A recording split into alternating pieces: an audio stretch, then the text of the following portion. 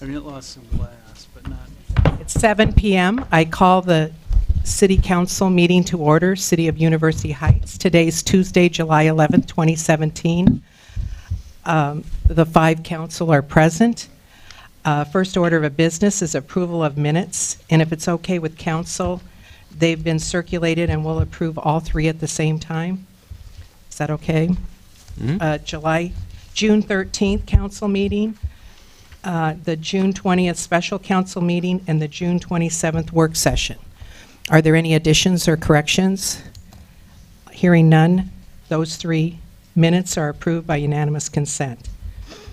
And we have Rachel Howe here tonight for consideration of Resolution 1729, granting a permit to Fourth Room Theater to hold a community rocks event at 901 Melrose Avenue on August 5th to spur civic engagement and increase voter participation in school elections and to produce sound audible across property lines pursuant to Ordinance 59-2C. Rachel, there's a microphone over here. Thank you. Hello, everybody. Hi. Pull it up just a little bit, Rachel, and just speak right into it. Okay. Hi. Here I am, right into the mic. So yeah, we're last year the eligible voting percentage was 7%, and I would like to be a part of making that number bigger this year. There's 5, I think, declared candidates for the ICCSD school district. There are 4 open seats now. And so we have some musicians attached to the event. We're going to open with Chase Garrett, who is a local piano phenom. And then we'll go into Death Valley Welcome Center, who just had their outdoor premiere at the downtown at the Ped Mall on a Friday night concert. And then we're going to close out the evening with Dave Moore. All right. So yeah, I'm really excited. I think that it could be something really cool, and I hope that that it continues on in the future. I think civic duty is really important, and we should get other people jazzed and excited so that we actually get a really decent turnout at the polls this year. So, yeah. What are the hours again of the event? 5 to 9. 5 I to wanted 9. to make sure it was very family friendly, and make sure it was well done before 10. So, yeah. Oh, nice. Any other questions for Rachel? This sounds like a great event. University Heights tends to vote at a higher percentage than the district as a whole Great. in all elections. So, yeah, That's we'll awesome. we'll do what we can. Awesome. Thank you so much. Yeah. Take all the help I can get. Normally there's a play that has been performed. That's not No, happening this year. they didn't. No. Yeah, it's the same company, the same producing company. I'm part of the core of Fourth Room Theater, and we wanted to have some nonprofit backing for this event. And since Michael Flom's house was kind of where we started our outdoor entertainment, we thought that this was a good community feeding event that we could do there as well. So Great. His wife was a president of the school board. Right. Yep. Yeah, Lauren. That's right, Laura was. Yeah, Lauren Yep. was. Great. So the resolution number 1729 is before Move you. adoption of resolution number 1729. I second. Motion by Jim, second by Sylvia. Discussion, roll call vote. Haverkamp, Aye. Maher, Aye. Lane, Aye. Zimmerman, Aye. Casada, Aye. carried. Thanks so much, Wonderful. Rachel. Thank you, guys. I hope everyone comes out. All right. It'll be super fun. Bring picnics and families and. Shoot me some more details, Rachel, and we'll put it on the city website. Okay, great. Thank you so much. Sure. Thank you. Next order of business is public input, and I have 2 residents who signed up, but anyone can speak. First is Paul Moore. Paul, this is I don't think you've been in here yet, have you? No. So this is the microphone. Welcome, Paul. Well, thank you for hearing me. Basically, I'd like to schedule to be on next month's agenda. I have some concerns. In 2010, we jumped through a bunch of hoops as a council, engineers, traffic studies, and everything with the 8-foot sidewalk being widened for bikes and pedestrians both. And the comprehensive plan that I saw in the Marriott folder information and their layout has me very concerned because I'm representing 1000, 1004, and 1006 Melrose Avenue, and I definitely need a handicap parking spot for 1006 Melrose Avenue. That shows that being taken away by a bike lane, and I'm all for bikes, but I'm getting to the age I'm looking out more for old people than I'm for bikes. And at the same time, I don't like the impression that we're going to lose one street crossing at the end of Olive Court where the handicap parking space is now. I'd like to go on record that we really need to have some serious discussion of what we're going to do for handicap parking. I know you don't want to give up the flower bed. My parking lot is all sloped downhill, so it's not legal. But according to codes, you're supposed to have a handicap parking entrance close to the entrance of a commercial building. I have one that services the dentist's office, but I need to be in this serious discussion with people. I might not live long enough to see this street improvement, but I'm going to let you know where I stand. So that's all I have to say. Thank you. And Paul, you want to be on the August 8th agenda about this item specifically? Is that it? Okay, thank you. David Geezy signed up. Thanks, David.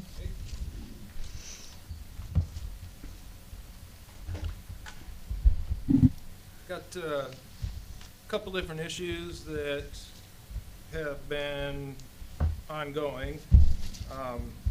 Normally I'm at Eagle Scout Board of Reviews on Tuesdays when you guys are meeting, so I kind of twisted things around to be here tonight. So I got in my mail the nice form for another rental permit so that my boy can live in my house. I got no issues paying the rental fee, but we need to see about doing something to make sure that all the rental properties are playing by the same rules. So 1144 Melrose Avenue, back when they got their building permit to put a kitchen in the basement, has since been turned into a duplex. When the Air Force doctor graduated from the university, he was showing me the door that has a deadbolt between the two facilities. So the person who's living downstairs that has to come in on the east side of the house has no egress windows to go in or out of, and the only way that they have to go in or out is that east side door. When she was moving out, the last tenant that was down there, she needed to borrow some tools because she couldn't get some of her furniture out, and that same door is still in there and locked, but the owner of that property changes the door before every inspection so that it doesn't have the deadbolted door on that property on that. So that's one thing I want to address on that. You know, I've got no issue playing by the games and giving you my $150 or whatever on that, but this is something that's been ongoing. I've brought it over to the council numerous times over the years, and it's still basically run as a duplex with a locked door between the stairs on the split foyer to the basement part of it. The other concern that I've run across is overgrowth over onto the sidewalks again. So 1236 Melrose has some shrubs that are growing up now, and they'll be encroaching upon the sidewalk as they do grow. I know years gone by, we had the property that was on the corner of Sunset, and I forget, it runs down towards Horn School, but they ended up having to trim all their trees back to make it code wide. So the house on the corner of Sunset and Melrose there, we ended up, when we put the wide sidewalk in, we put in a white stripe to accommodate her shrubs. Now that is up over the white line, and it's, if you go off the edge on it, it's down to 3 foot wide on that part of it. So something that person needs to, if everybody's gonna be playing by the same rules and has to trim their trees back, I think we ought to address that everybody has to play by those rules on it. What's the address of that, Dave? On which one? Melrose Sunset. Melrose and Sunset? It's the one, No. The overgrowth. the overgrowth? Yeah. Yeah, it's right here on Melrose and Sunset. So we put that 8-foot sidewalk in. We put the white line to make sure that people didn't run into the bushes. Well, it's overgrown past the bushes now. And then the house at 1236 Melrose, those bushes are growing up, and it's gonna be a concern down the road on that part of it. Reading the minutes, people have been talking about in the community that the town is doing so well that they don't need any extra financial help. I beg to differ on that part of it. I went around the streets the other day, and I counted over 100 broken street panels. You know, people are saying we need to address coming in and going out of our city, make it more beautiful, have big signs or something. Well, the first thing a person's gonna notice coming into the city is the potholes, not the flower bed or garden saying, hey, welcome to the city. Somebody with a spinal injury, I feel all those little bumps and bruises on that.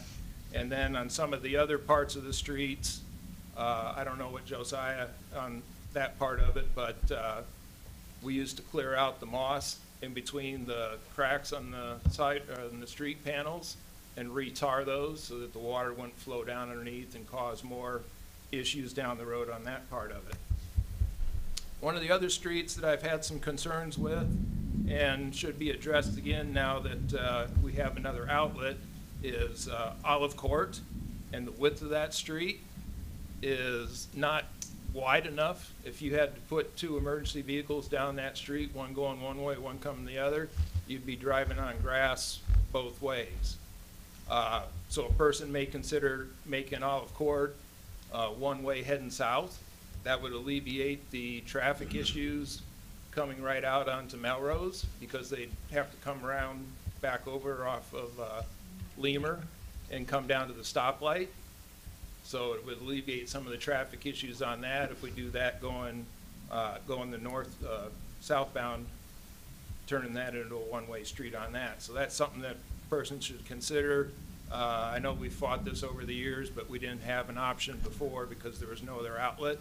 Now that we've got the U-shaped going through Iowa City coming back into our property, as far as a legal standpoint, as far as street width, I don't know where we sit on that part, but you guys can figure that out.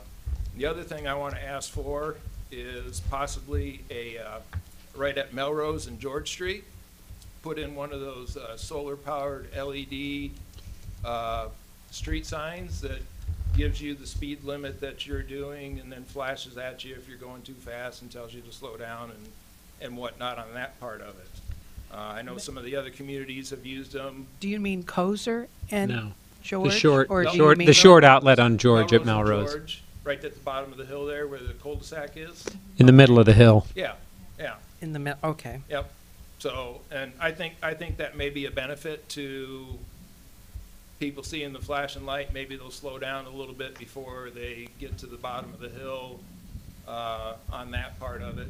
I don't know the cost of those signs. I know they're solar powered, and it reads the speed as you're coming up and flashes at you and tells you to slow down and goes back at you on that. So I'd like you to consider, you know, somewhere on Melrose, maybe putting one of those in between Sunset and down at Stella's.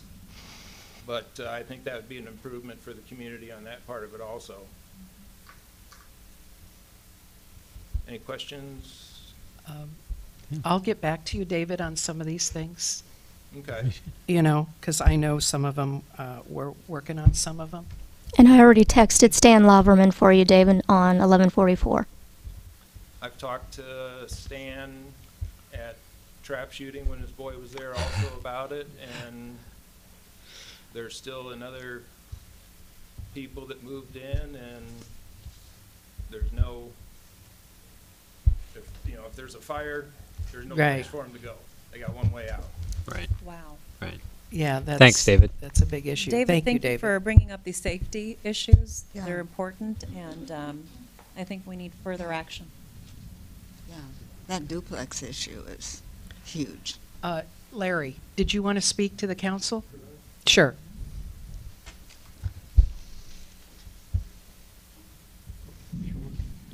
Larry Wilson, 308 Kozer. I'd like to echo David Geezy's comments about the traffic speed indicator, solar power. I've been thinking about it for some time. As you come into Iowa City from the west, University Heights in Iowa City from the west, you're going at 35 miles an hour and you have to slow down fast. And we, excuse me, we get accused all the time of being a traffic Speed whatever. trap. So I'm thinking that even though I don't like flashing signs when you enter a city, if we had, they're only about a foot square, and they're solar powered, so you don't have to have a lot of wiring. If we had one there, there's no excuse for motorists speeding unless they want to, and then they should be caught. So I think it'd be good PR for us to be able to say, look, there's plenty of indication to slow down, and they're not doing it. So just a thought to echo David's comments. Thank you. Thank you, Larry. Jay, did you want to speak? My new neighbor, Jay.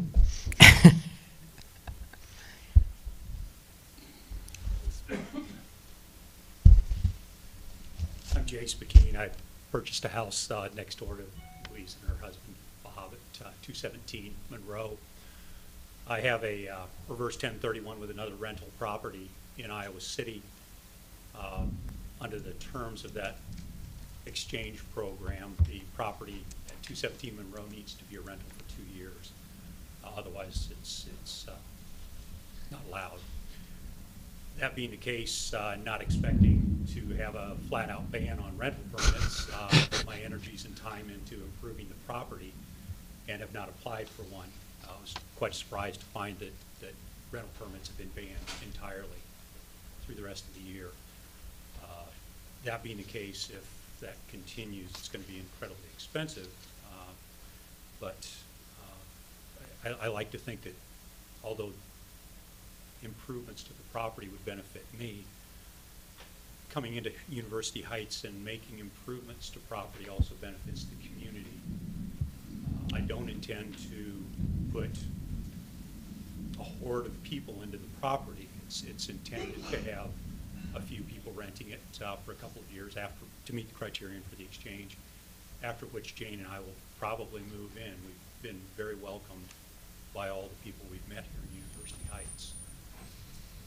So I'm, bless you. We have that. Hoping that you will rescind that or at least make some exceptions to that. And if there are landlords who violated the terms of rentals here, then I might suggest that they be approached and held responsible for their own actions. And I'd ask that you not institute policies like this that punish people like me who have never had rentals here. Frankly, have no intention of violating the policies if I'm allowed to have a permit and do that. Thank you. Thank you, Jay. Would anyone else like to speak to the council tonight? Oh, Mary. Welcome back, Mary. Haven't seen you in a few months. Mary Matthew Wilson, 308 Kozer Avenue. This is a small thing, but, and I was actually going to call or send an email, but since we're talking about streets and sidewalks, I wanted to point out that where Highland Avenue comes to a stop at Kozer, okay, kind of down where June's house is, June Braverman's house, right there in the corner, there is a constant pool of stagnant water. I think maybe that, I don't know what those big drains are called that go down into the sewage drain, is plugged a lot. There's also a house there that has a PVC pipe coming out of their house, and there's a curb cut to accommodate it, and it's just continually putting water down there. But But the problem, I think, is that that drain has not been very well maintained. So every time there's, you know, a big storm, but even in between times, there's always a gross amount of water that's stagnant and pooling, and people who are not wanting to step into it have to get into the street and then go through the intersection that way. So is this right on the curb of the street, or is this at the sidewalk? It's right, sort of on both. Okay. It kind of bleeds up the sidewalk, and it's right on that corner. So I don't know if there's. If you want to get on the sidewalk, you've got to move it. Pardon? Blocks the sidewalk entrance. Yeah, unless you want to walk through it. And it you know, this time of year especially, when we're trying to keep stagnant water. So but in the wintertime, it ices up there too. So just thought I'd bring it up. Thank you. Thank you, Mary. Would anyone else like to speak to the council tonight?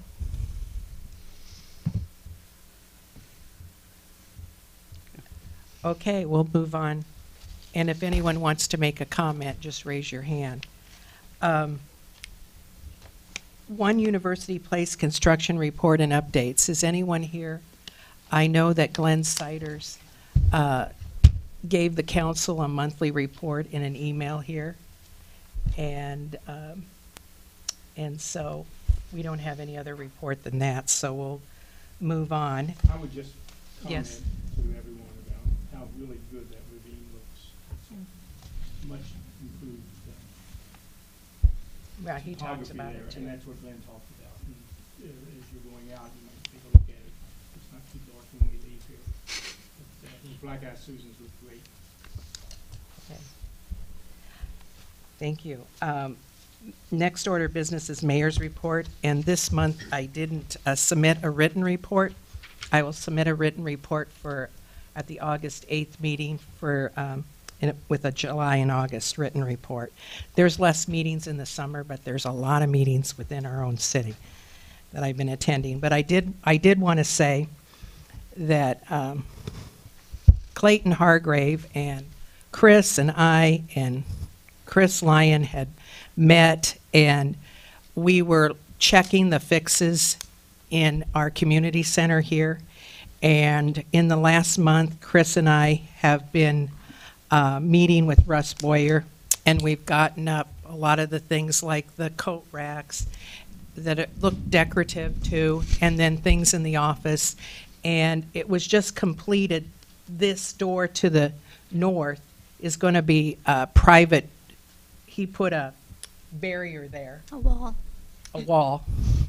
So that no one can interfere with our city records, which will be located here, and Chris can get them out of her house maybe sometime soon, which is nice. And then he did a lot of nice work in the main area of the office, and Chris had put in many permits so that if people don't want to go online, they can go over there and pick up a permit for various things. And the trails map is there, and it looks real nice. It's more and more cleaned up. Are you pretty proud of us, Clayton, for getting that work done?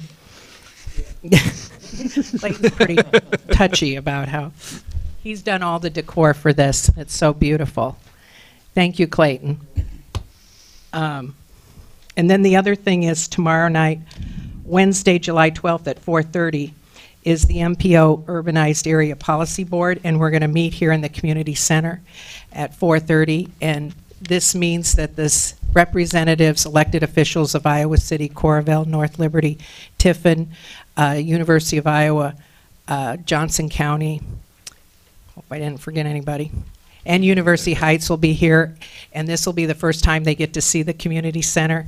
So and it's the first time they're actually going to meet in University Heights in our own facility.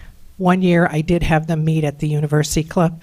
So I'm very excited about that. So if anybody wants to attend, it's usually a short meeting in the middle of the summer, but it starts at 4:30, and Mike Haverkamp is helping me, and Brad will be doing the filming because this is on film for TV. So that's all I have. And so the next thing is consideration of resolution number 1732 to rescind rental permit moratorium. And Jim Lane asked this be on the agenda. Yes, and Steve Ballard has sent out the resolution, and 1732. Second. Motion by Jim, second by Mike. Discussion? But we passed a moratorium on building permits and rental permits a couple of months, maybe last month, based on the change in law that it's due to be done in January 1st around who can live and how many familiar people, I don't know the right terms. can live. Occupancy standards. Occupancy standards, thank you. And so, since that time, I've heard from Jay, spoke tonight, and at least two others. They don't have the tax considerations, but they have the other issues. And as I think about it, I still believe it was proper to do the building permit moratorium, but I think I think it would be better. I don't think the rental permit moratorium is going to help us because they're still going to be under that same obligation. So that's why I put forth the motion to be saying that. Thank you. And Jim, just to clarify, the only part that is being rescinded from the June moratorium meeting is just the new rental permits. The building is left intact to still continue to provide the city the time to review the potential impacts that we need to look into this. Yeah. Okay. Yep. Feels like that's good. Now I'll second on that condition. We already have a second. Okay. Any other discussion? Roll call vote. Maher. Aye. Lane. Aye. Zimmerman. Casada. Aye. Haverkamp. Aye. Carried. Okay, and then discussion of a city representative to OUP board. I put it back on the agenda, and I forwarded you, and I forwarded council an email from Teresa Morrow that explains what some of the scope and duties of a board representative. I didn't hear anything back, but does council want to consider that today, or I haven't gotten any applicants. I don't know if you've heard any other applications other than Jim Lane. I have heard from other applicants, but because we don't have anything in writing, most of them are asking, well, what's the scope? They want to know what are the parameters of the obligations under this particular, liaison position. So I'm going to request that we get, I think you were looking into this, Madam Mayor, or? I forwarded you the email from Teresa Morrow. Well, who was responsible for putting a scope of job description for this position together? I'm happy to work on it. I just want to know. She explains in there, I didn't copy the email. I don't know if you happen to have it. I didn't throw that But she explains about how many meetings, and she says if there's any further questions. And then she also took an explanation out of the No, that's perfect. So I'm not disagreeing with you. Right. I'm just pointing out that we don't have a descriptive scope of what the duties and obligations of this position are. There are a few people that have expressed interest, but they need to evaluate that based on some prior commitments that they may have on a seasonal basis. So with that in mind, if council has no objections, I'd be happy to work on proposing a liaison description of what that entails so that we can also have a council discussion around how much discretion is this council handing off in this position on behalf of the city when this individual votes before the board of this one university place. It's extremely important that we set parameters in writing so that you don't have an agent of the city making decisions that go beyond the scope of their parameters. And there's no confusion about that. I'd be happy to work So on you want language. something in writing? Correct. Not just me, but I think the people who are interested in Right. this want to know, well, who do I report to? Who is going to tell me whether I can do this or I can't do that? These are all really legitimate questions. They're super questions. And I think it is a good starting point, that email that you distributed to council, but we don't have something in writing that we as council should approve going forward. And additionally, the resolution that was proposed at the last meeting to take up an appointment also had a lifetime appointment, similar to the Supreme Court justices. And I think, there's some legitimate concerns that we need to have an appointment cycle as opposed to indefinite until person moves on, either spiritually or, physically. We need to put some term limits around that. I don't think it said lifetime, did it? Or No. did it? It's an indefinite. No, it said until further, Until further action of the until council. further action Well, counts. that's indefinite, Fine. It's far from lifetime. Yeah. indefinite. I think we need somebody on that board as soon as possible. I would move that we put Jim Lane on it immediately until further action is required or deemed advisable by the council, and we let him start interacting with that council immediately. Okay, motion by Jerry. Is there a second? I'll second that. Okay, there's a second, so there can be more discussion. I did put up what Teresa sent and what Louise sent us from Teresa this week, and saying, practically speaking, the responsibilities would consist of, and then she lists that out. Plus, the bylaws were also attached to it. I think there's plenty of description that we've already gotten. I think I hadn't even thought about appointing Jim now, and if somebody else wants to do it, yeah, I think that actually makes a lot of sense, Jerry. So that way we have somebody that in place. If this board's ready to start meeting, we have somebody there. If we have other people that are interested, we can bring them along. What is there to prevent a special meeting to put an appointment of an individual so that we can have written parameters? Right now, that statement right there says budget issue decisions will be made and other items. I don't feel that it is appropriate to give so much discretion to an individual. And Jim, please don't take this personally. It's not about you. It could very well be any other, John Doe. But we have not right now addressed the scope of responsibility of what this individual can or cannot do on behalf of the city. We're just giving a carte blanche, a free reign, we're essentially giving all authority right now because of the proposal from Jerry to just appoint and see what happens. I'm okay with working on an appointment as soon as possible, but I have serious concerns that it's not in the best interest of the city to have free reign of whatever. Let it just evolve organically.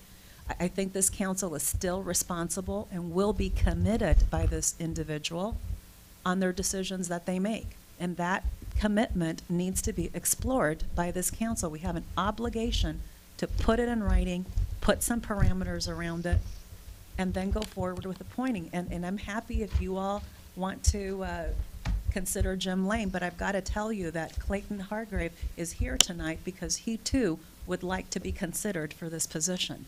He has extensive background and knowledge base with One University Place, having been the designer who worked with Monson and also with Maxwell. Number two, more importantly, he is also a neighbor that lives in the proximity of One University Place. If you all recall, this position was created specifically with the attention that that hopefully we would have candidates from the abutting properties on Kozer or up on the north side so that they would interact best because, they have a huge interest in their neighborhood and how they interact with this large operation. And at that time, that was the explanation that was provided to Monson and to Maxwell, and they both agreed to it. They said, sure.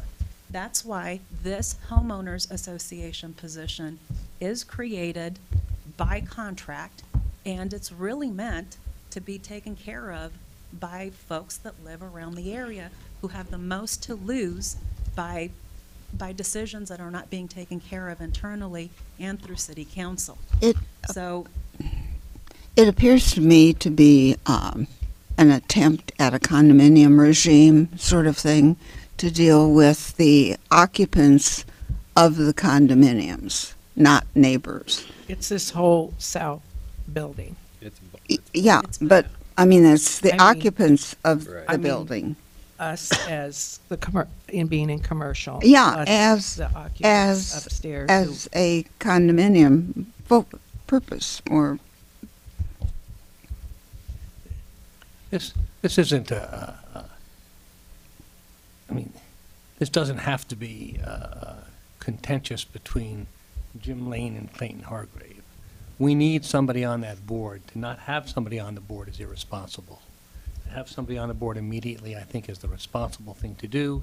We can trust Jim to be responsible, to bring all relevant decisions back to council, while the council is doing exactly what you said, Sylvia, writing the parameters of what the authority is of its member on the council.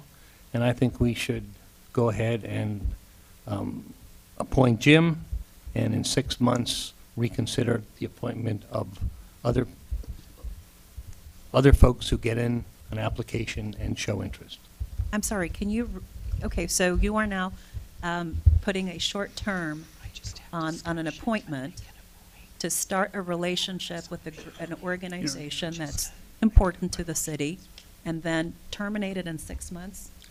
And we might as well start from the base. I didn't say terminated. I didn't say terminated. I Okay, said so- reconsider, and I think it's important we have somebody there now interacting with those who are driving the condominium rules and regulations and assessments. Then Jerry, let's go ahead and start with an orderly process, not a resolution that proposes one candidate or another. Let's talk about candidates and backgrounds, interest, and let's get that. I mean, I have a concern that we have a counselor who is being overextended by participating in yet another city function when primary duties involve being a counselor. So let me just finish by saying that it's an appropriate and fair process to discuss candidates. Oh, of course, I mean, and I like apple pie too. Of course it's appropriate and fair. But let's take the time to do that and give, if you consider it a short-term appointment, such an appointment to Jim, so he can start engaging with him now, so he can inform anybody else who becomes involved about the process, about how it works, and about the details. I think it's a great way to get started. Let's write those parameters now while Jim is serving as our representative. But Clayton is ready to serve as well. That's why he's here tonight. I agree with the appointment of Jim at this time. I don't have the full scope, like you said, in regards to how this is defined. I think what Jerry said this time, it makes sense. The city has a responsibility to get somebody there. And until it's really totally defined out, I have an interest in that. But Jerry, I think, that's not a problem. I think it Sure. makes sense. I'm so sorry that you've been put in this position, Clayton. Let's go forward. You put her. I agree with Jerry at this time. Let's just go ahead and do that. We need somebody there that's representing the city. That's an easy process. So will you amend your proposal, Jerry? Or restate it? Because you do have a, Do you have that? I have that you want to appoint Jim Lane to the board for OUP. Yes. And do there you- was a do- second by I did. Second Mike. was Mike. First by Jerry. do you want a motion to term? amend. Do you want a term, a limit of some kind, so Let's that? be clear. Once we get it defined, then we'll do it again. Okay. I don't need 6 months. And then, once we get it defined, I don't think we're gonna get it defined in a month. No. It's gonna be 2 to 3 months. That's about it. And as our mayor said when she was appointed, I'm willing to give it up. So, it's not a problem. Anyway, I do have quite a bit of experience on this, and so, and I think I have enough judgment to understand whether or not we're putting the council in an unusual position or not, that we need to do, and that's all I want to do. And once we get it defined, it also will be helpful to be, I think, I can give better input to what our definition is going to be when I'm working with these folks. And thirdly, there's going to be another appointee for the North project. There'll be 2 different HOAs, and Clayton or someone else could easily serve on the North one, which will probably be within the next 6 months also. Well, I just like some clarification, if we're clarifying, from Gelman, because it was my understanding that it would be a member of the condominium who understands what's been going on, who understands the finances and the focus and the mission of the entity that they're representing. So I'm thinking, based on my experience in being a condominium owner and member, that only the people that are owners and members of that entity can really speak with any degree of credibility about the entity. So I think it needs to be a condominium owner. So the bylaws for OU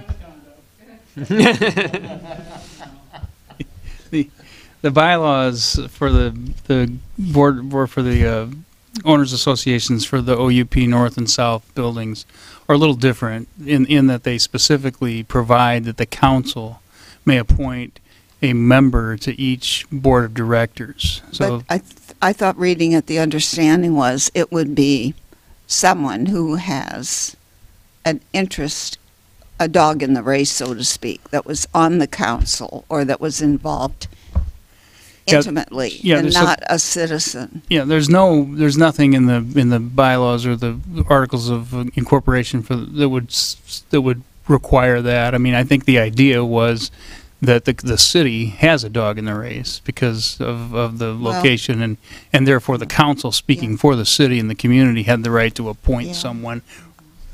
I kind of beg to differ, but and I imagine there would be some conflict if the council appointed one of its members who is a condominium owner, who would then be serving his or her own interests and also the city's interests at the same time. An inherent conflict there. Is council ready to vote for this appointment? All in favor, say aye. Aye. Opposed, say no. I vote in favor, just to be very clear with Jim Lane. This has nothing to do with you and I, Jim. It's mainly from a procedural, long-term. I don't like taking short views on things. I'm a long-term thinker, and I'd like to think that I straddle the worlds of long-term view and short-term view. I think you have impeccable credentials that serve you well.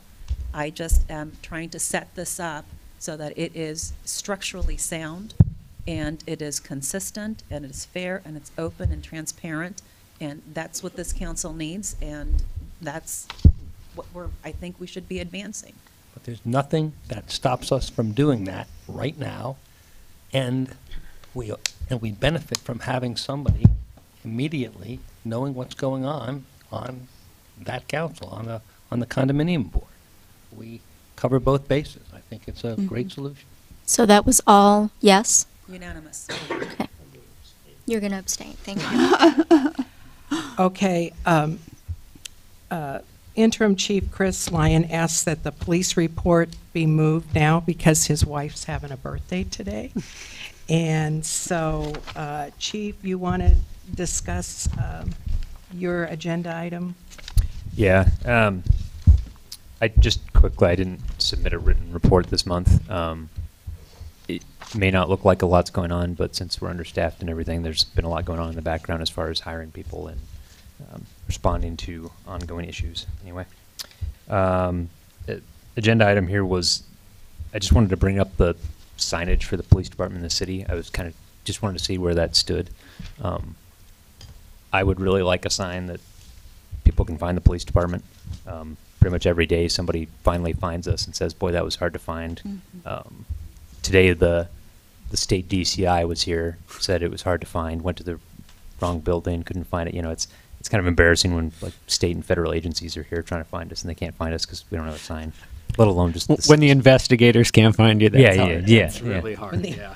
You know, let alone the people who had their car towed the last night trying to find us. So I have the first proposal for a sign, and I was talking to Teresa Morrow about that also, and we both commented on Maggie's Farm sign. We both like it. And I meant to take a picture so we could put it on the screen, but I didn't. But So I talked to Jerry Zimmerman about it, since he's the owner of Maggie's Farm, and he said he got a couple of quotes, one from Munson's person and one from CR Signs, and CR Signs was so much more reasonable. So I've been talking to Darren about a similar sign, and he gave me a quote, but this is just the first quote, and what we discussed is a sign similar to Jerry's, which above the front door, it would say in small letters, City of University Heights, police in big capitals in the middle, and then something like city offices below. And the cost of that is $3,900. And, you know, it's illuminated, it's LED, it's very nice looking. Then if we would put signage, as Maggie's Farm did, on the, which are acrylic letters on the monument signs. There's one in the back and there's one in the front. You might have noticed where it says One University Place. They're $575 a piece. And he said that would say police and city offices, but police would be really big. You know, that type of thing. And so the total is $5,070. He's going to send me a drawing, and I also thought I'd check with some other sign places. So I don't know. I haven't talked to Jim about the budget for signs, but I did remember that Kevin Munson said a sign would be about $5,000 at one time. And so this is $3,900. Well, it's $5,000 if you put it. He was just talking about the sign on the one on the there. front. Yeah, all of it. All of it. You know, the sign from one of the vendors, and it wasn't Munson's guy. It was a well-known sign manufacturer in the area. I'm not blaming Kevin for this. Blaming him for lots of other stuff. Oh. But the total price. I can. I'm sorry. It's hard to talk Just pull it closer to you, Jerry. That'd be easier. The total price for all of them that we had from the other vendor was $7,200 or $7,300. Oh. Yeah. So. Didn't we approve something about a lighted sign in January or February? Because we talked about that it would be the marquee sign at the top. Well, We it didn't wasn't in approve anything? February. We talked That's when about I it. came. Okay. We did not approve it at that time. Okay. Louise, the only direction I'd like to discuss is what exactly should the naming convention of what's going to become a permanent city sign. I'm of the opinion that this is City Hall. People generally don't discuss this as the city administrative offices. It's just City Hall. Where do I drop off my rental permit? Drop it off at City Hall. Where do I pay my parking fines? City Hall next to the UHPD or UHPD office. So I would recommend that we agree that this isn't just about offices. This is City Hall, and there's a community center that happens to be within it, but that's okay. It coexists, and City Hall would be... I like when you discuss that, because I said to him, I don't know if people would like City Hall. I don't know if they want to say city offices.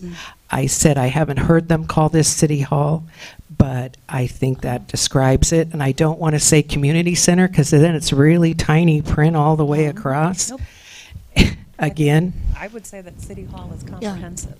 I think that's sort of innocuous and sort of general.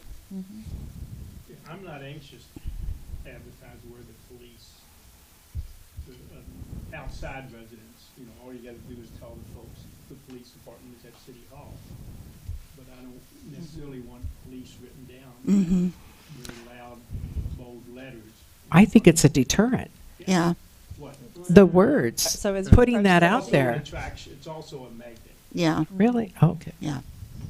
We spent $8,000 to put in a bulletproof window in the front of this place, and I'm not anxious to keep doing all that Yeah. stuff, but I think we're gonna need to, so I like Sylvia's.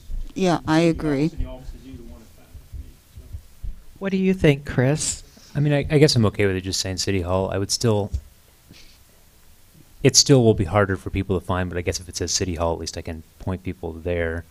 I still think the door should have something more than my little temporary sign that says police on it. So I mean, maybe if there could be a tiny little lighted sign or something on the door, I don't know. I still think it should say police somewhere because, I don't know, I don't think the police should be hard to find, but I see what you're saying. I mean, I'm certainly conscious of the safety of it. But I mean, it's on Google Maps, so I don't know if it really matters at that point where you put police on the wall. Well, let's get the quotes and then we can, Yeah. and if you have some other ideas, you can come back with something. Pat Yeagy's raising her hand, too.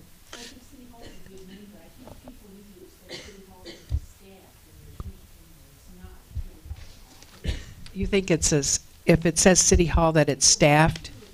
No, I don't. Well, we'll get more information and we'll discuss it more. So. Okay, thanks. But I know you need something, and you know, Yeah. we did that. We did the City of University Heights down at Paul Moore's offices, 1004, and we could get a whole. You know, I know it's not lit up, but I mean, we could get a stencil.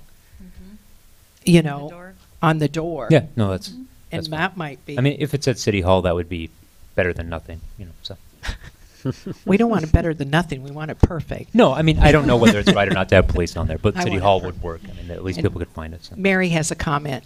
I would just say, as a citizen, I would prefer it to say UHTV on the sign. I mean, I feel like people, this is a pedestrian community, and people who are walking through, I mean, if someone was in distress, it would just be, I'm trying to think if in Iowa City, if it says. Yeah, they all say police. I feel like, yes, there's security issues, but it's also important for people to be able to find it. And it would just, I mean, if someone would ask me, I would say, why would they put a sign? And I've been hearing from Chris for 4 months telling me he wants a sign. So I've been thinking police, police, police. We need it to say police. But we'll talk more about it. Thank you, Mary. Oh, David. Just one other question to comment that. If a person's going to put a stencil on the door, we've already got the shoulder patch. It's already in the computer, so there's nothing that says they can't cross that over to a stencil to put on the door. It's got University Heights on it already. It's got our logo. And run something like that, stick on the door. Thanks for your input, David. And then just two other quick things. I got this. So I don't remember what meeting it was a few months back. I asked permission to purchase the cell booster for the community center and the PD. So I had that. It's been a long time getting everyone able to get the approval to where to put it in the building, that kind of thing. It's about like I have a quote for $21.20 for the actual electrical work to run the conduit, to run the wire up the conduit, and then to mount the bracket on the roof. And there's like that special membrane on the roof, so you have to have an approved contractor to do it. I can get other quotes if you need it. Who gave you that quote? Trey Electric. Is that Tri-Electric? Is that what you said? TREY. Oh. Well, isn't Tri-Electric the one that's doing this building? Tri-City That's Electric. Tri-City. That's it. I can get other quotes if you like. I guess my request would be that, can we do something like, since I really need this, like, you know, you have $2,200, and if I can find a lower quote, go with that. Is that something possible? Because this is really frustrating for everyone. Does council want him to get some more bids? I kind of feel like he should get. Well, we some need more it. bids. We need it desperately. I just don't think we should nickel and dime it. Sounds That's a pretty high expensive. bid. Paul, you're an electrician. Is that a high bid? Without Greg looking at the Stiltner, project, you're no. an electrician. Is that a high bid? My license expired December 31st. Good answer. Greg, you're an electrician, right?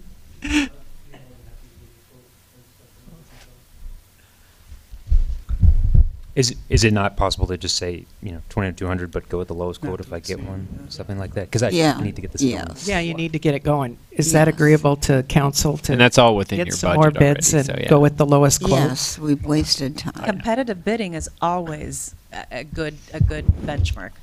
I do it at my house. I do, you know, everybody that I know does it. I don't know you go with the lowest bid necessarily. I mean, the timing of it and who is going to do it sometimes makes a huge difference, so. Okay, right, that too. Yeah.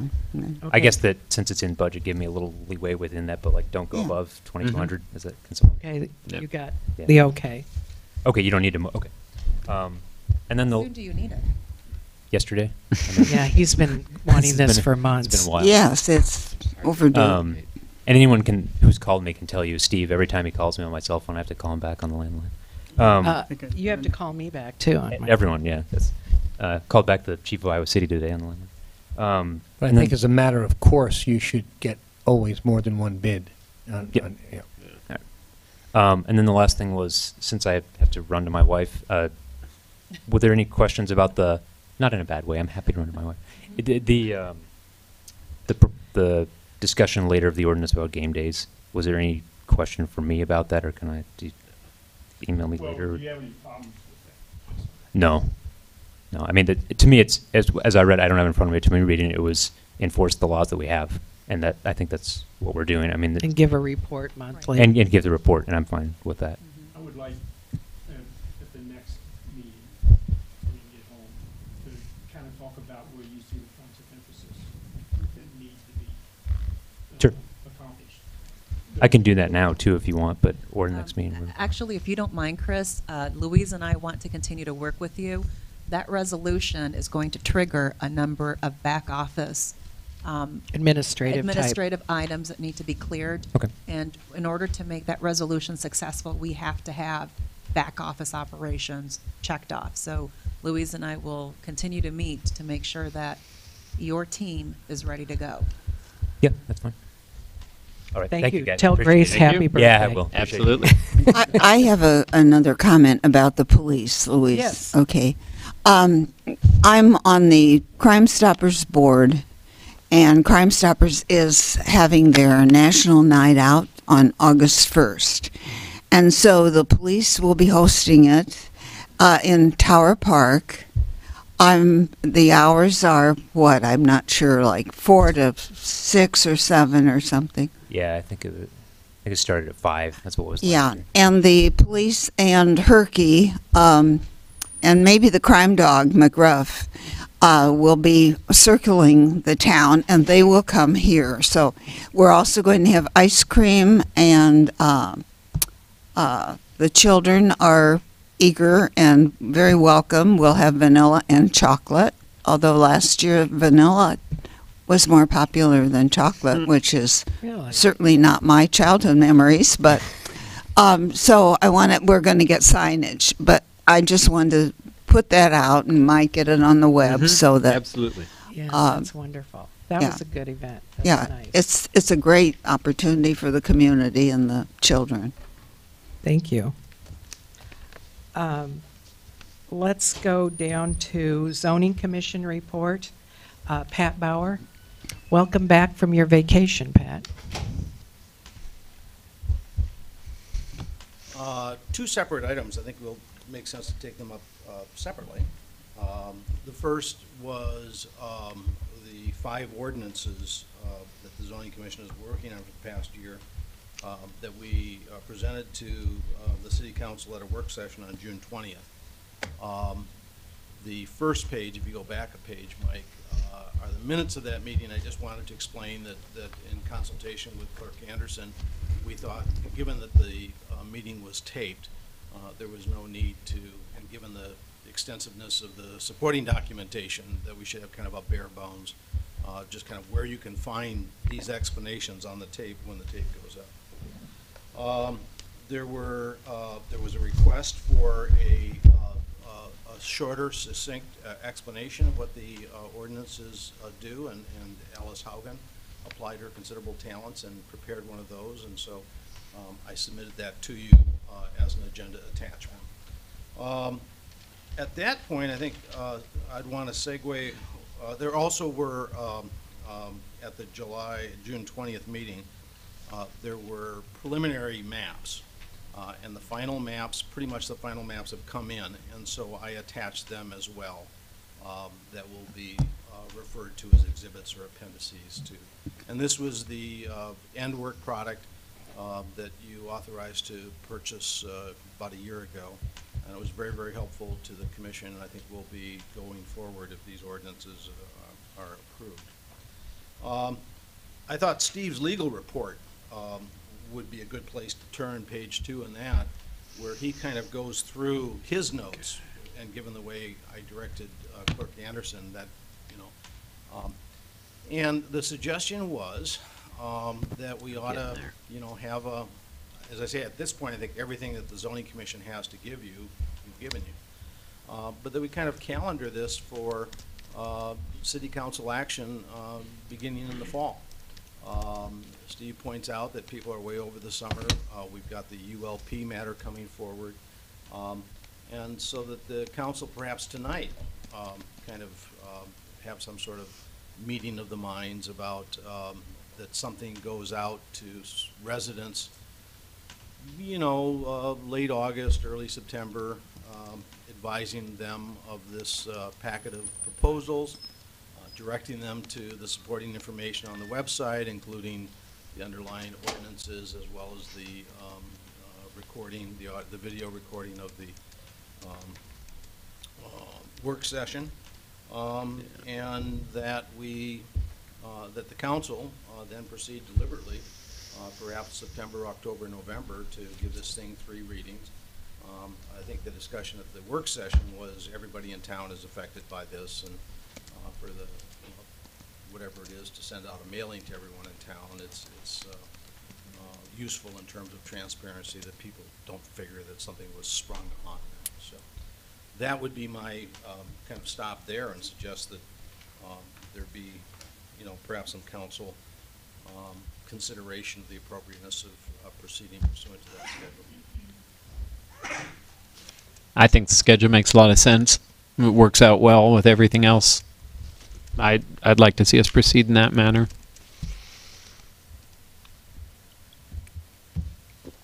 I would agree, yes. Yep, I think you've got majority consensus. Okay. The second item has to do with the ULP PUD plan application. I think at your last monthly meeting, I reported on the preliminary meeting that we had back on June 6th, and have included the minutes of that meeting, where there was kind of a preliminary walkthrough with the applicants about what it is that they were proposing.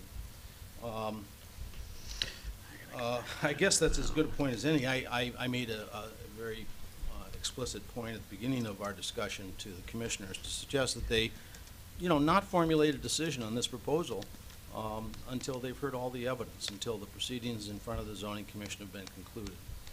It's well documented in legal circles that there's this confirmation bias. If you've decided that someone's guilty, then by God, no amount of evidence persuades you to the contrary. And so I think keeping an open mind and not reaching a position is an appropriate thing to do, not only because it moves us towards, I think, a better decision where people have fully considered all of the information that's been brought forward. But in addition, I think to the extent we're soliciting public input, that people feel it's not a charade, that in fact that conclusions are not being reached until folks' views have been heard. So we identified at that meeting that traffic was a particular concern, the Melrose Avenue impact, and so it was thought appropriate to kind of look at traffic. As well, Commissioner Wilson talked about trees. So when we came to our June 29th meeting, which was since your last meeting, an initial matter had to do with the waiver of the 45-day time limit. In the past, that had just been an open-ended waiver. The applicants were concerned about that. They initially agreed to a 3-day extension to this Thursday. There was kind of a kerfuffle there. It kind of got resolved the next day, where they extended the limit to August 1. Now, I had an exchange of emails with Kent Rawlson and MPOJC, and he's indicating he doesn't know that he can necessarily turn around and produce the kind of report we've received in the past by August 1. I asked him, and haven't heard back, if you could give us an idea of when after August 1 you might be able to commit to. I think, based on the calendars I got from commissioners at the very first June 6th meeting, I think 4 out of the 5 of us could be here somewhere between August 1, which is a Thursday, and your Tuesday council meeting. It's on the 8th. 8th, right. The first is okay, so the following week is the 8th. And so there's, 2 through 7 there, where conceivably we could have a meeting with a phone call participation by our absent member. I understand that the applicants have something in mid-August they need to, face up to, and so we'll talk about that on Thursday. After we worked through that, we spent time looking at the MPO-JC traffic study.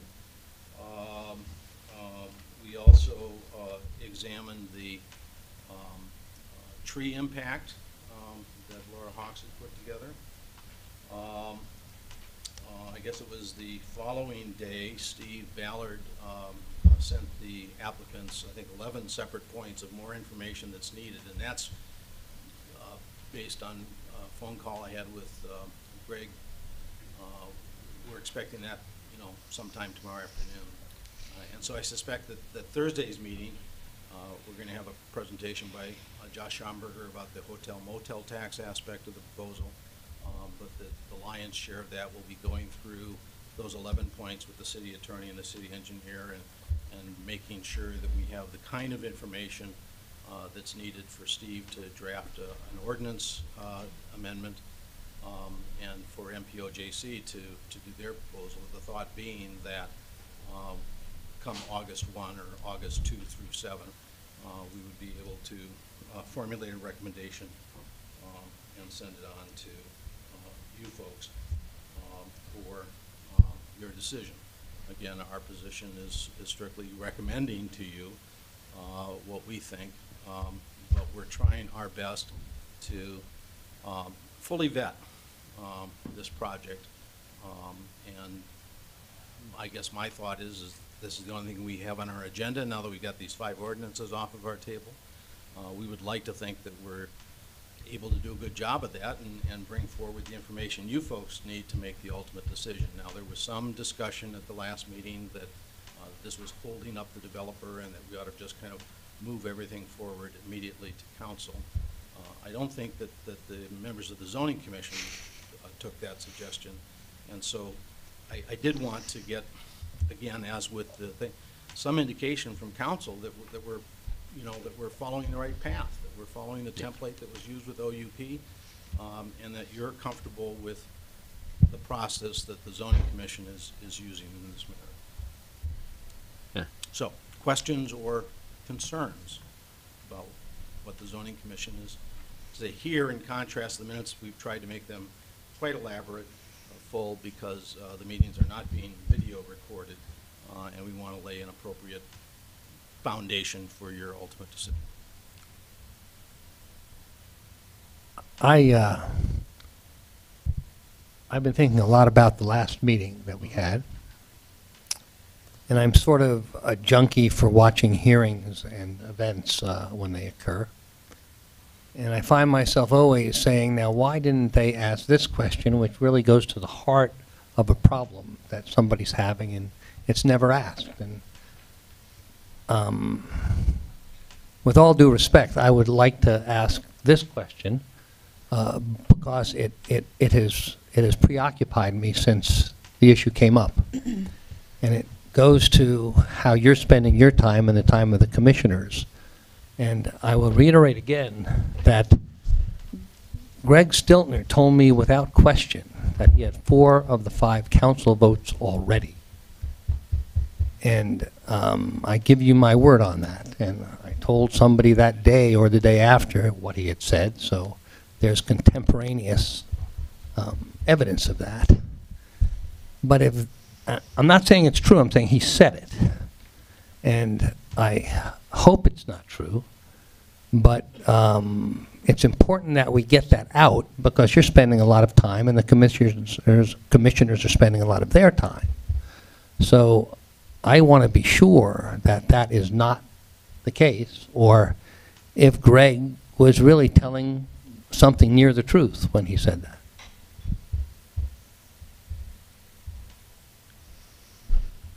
And I'm sorry for having to ask that question, but it goes to the core of a potentially disastrous situation. Are you asking your fellow I am counselors? asking. Yes, I am. I will tell you, Jerry, I've reiterated over and over again through OUP as well as other processes, the job of the council is to listen to an application and make a decision. And I always talk about, as Pat has said, you always want to make sure you have all the information and facts before you make a decision. I don't see anything different in this case. I don't have any problem at all with the fact that I know Pat, and I know he's holding all of the commissioners' feet to the fire, and they will look at the proposal in a very objective manner and will bring that information to us. So I have a clean slate as far as listening to whatever may be proposed. I am supportive of the zoning commission going through their process. It's a little disappointing to me that some of the expectations were laid out so late in the process. The Steve Ballard letter, which came at least 4 weeks after application. So I take exception to that. I laid out in December of last year the kind of a template of the process. Okay, fine. So the idea that this was late breaking was raised at the last meeting, and I strongly object to that. Okay, I'm just saying that. Yeah. that There's been some wishful listening Fine, okay. in this process that's Yeah. complicated things. But from my P&G experience, it's, you don't make a decision until you have to. And that Mhm. means you gotta get all the facts. Mhm. And then when it's necessary to make it, then you make it. So that's kind of my position. And I want to know, did you get an extension for the application? Because as far as I last understood, I was sick the day that you all were, that we had the meeting here where Jerry Zimmerman apparently had his blow up with the applicant. I was not at that particular moment in the timeline of events, and I had to leave for GI issues. So my question that I'm more interested in, do you have enough time to look at this application? At the last meeting, the 29th, they had granted a 3-day extension till this Thursday. Okay. The following day, when it was explained that that wouldn't allow the kind of process that we envisioned that included adequate notice to residents and an MPO-JC report, the applicants agreed to waive the deadline to Tuesday, August 1. Okay. What I don't know is whether, given the fact that the additional detail that Steve was, again, spelled out, but had previously been pointed, out to the applicants, this is kind of what we need. What Steve did was take that general reference and kind of give it chapter and verse to the extent that the general reference hadn't taken. Kent Ralston was saying it's going to be real tight. He doesn't know whether he can hit August 1, and so my thought is that at our meeting this Thursday, we discuss with the applicants whether they're willing to give an extension until such time as we hear from MPO-JC. I've asked Kent to give me an indication of when that might be, and also have raised the possibility, if they face a mid-August deadline, of doing something, a little bit more out of the ordinary in terms of having one of our commissioners, who I think is going to be out of town, perhaps phone in so that we could get our recommendation to you in time for your August 8th meeting.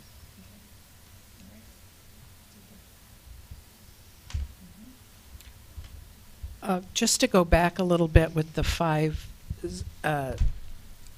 zoning ordinances, I'm sorry I didn't bring it up then, but could you come up with a letter, or who do you want to come up? I can work on it too, that we're going to send out. I think that would be in August, in anticipation of September, October, November decisions.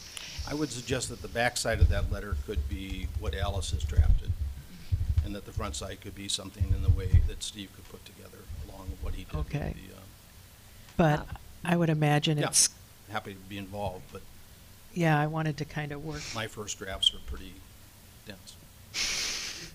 And so Just a little wordy. I'm going to be a little wordy here because I realize that I didn't answer anybody's actually Jerry's question. Number one, I'm eager to see more information. In particular, I understand that a nice outline of very thorough elements were outlined for the applicant. Unfortunately, again, this points out to how our city is unprepared because we don't have an ordinance system that is anticipatory of issues. So we kind of work along. And so I think this also helps us to better figure out this August 1 timeline as more information is learned about the project, and I think that's important. And with respect to, counselors being on board or not, I have seen this council body, this one in particular, flip-flop so many times on positions that are critical and should have been principle-minded. And it's interesting to see the flip-flops happening. So I'm just interested in seeing how this works out. So anyways, just wanted to. We all come to understand, Sylvia, that you're the only one that votes on principle. But Pat, I have a question for you. How much does community input play in the work of the zoning commission? Let me answer that at two levels. I think in terms of process, I'm committed to us following the process that was used with Grandview Court, that was used with OUP. Whether or not that was an appropriate process, it's established a baseline, and I think departing from that would be unsound. I think part of that is the letter went out last Monday, and so I was very resistant to the idea that we would have to decide by July 13th, because even if MPO could generate the report, which they couldn't, to me, given the holiday and that was insufficient time. And so I think August 1 at a minimum to see to it that everyone, now I've received about a dozen written submissions thus far that I'll circulate in advance of Thursday's meeting. I don't know what we'll have in terms of oral public input. But there's been some concern that the public was alerted late in the process. And my thinking was, no, we really needed to firm this up. I think that until now it's been kind of fairly general, and that something more specific is appropriate for that public input to be other than I'm against development or I'm for development.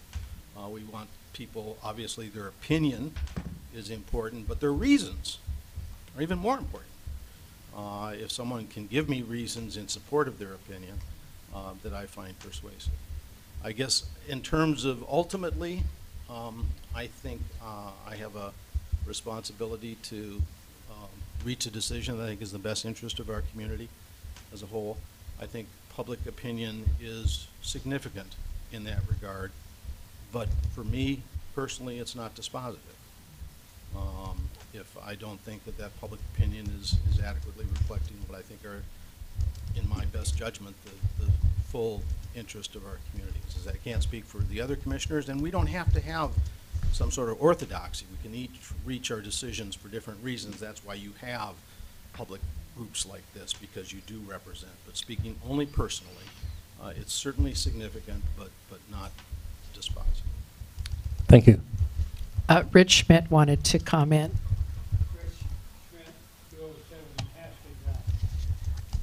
I'm here to tell you, I don't think your council members pay attention to anything the public has to say.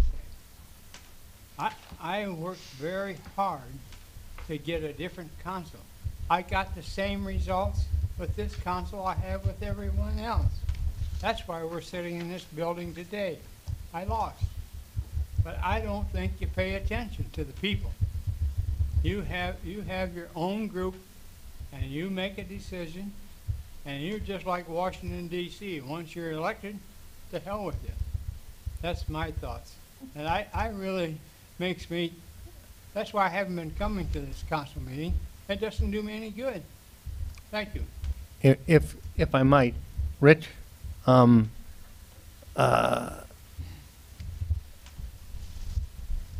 that's offensive. That's what? I said that's offensive to me. I'm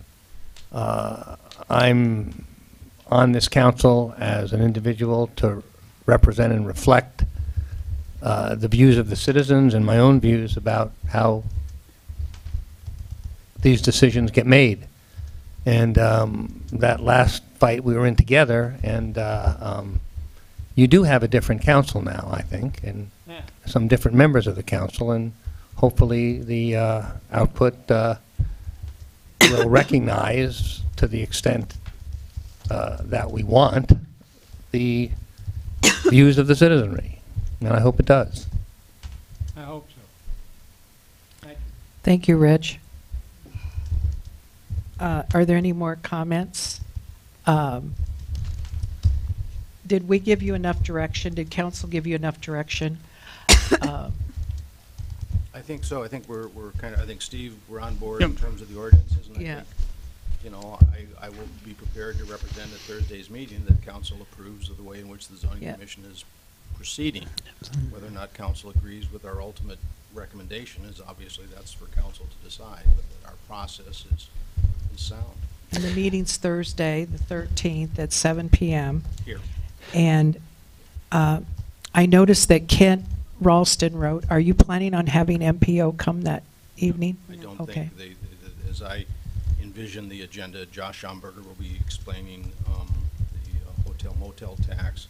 I see. Opening and closing opportunities for public input, but I think the lion's share of the meeting is going to be devoted to the city attorney and the city engineer walking through Steve's 11 points and seeing if the information that, again, we're not going to get until, you know, sometime tomorrow is sufficient both for Steve to draft the ordinance and for Josiah acting as our liaison with MPOJC for them to do the kind of report that they've done in the past.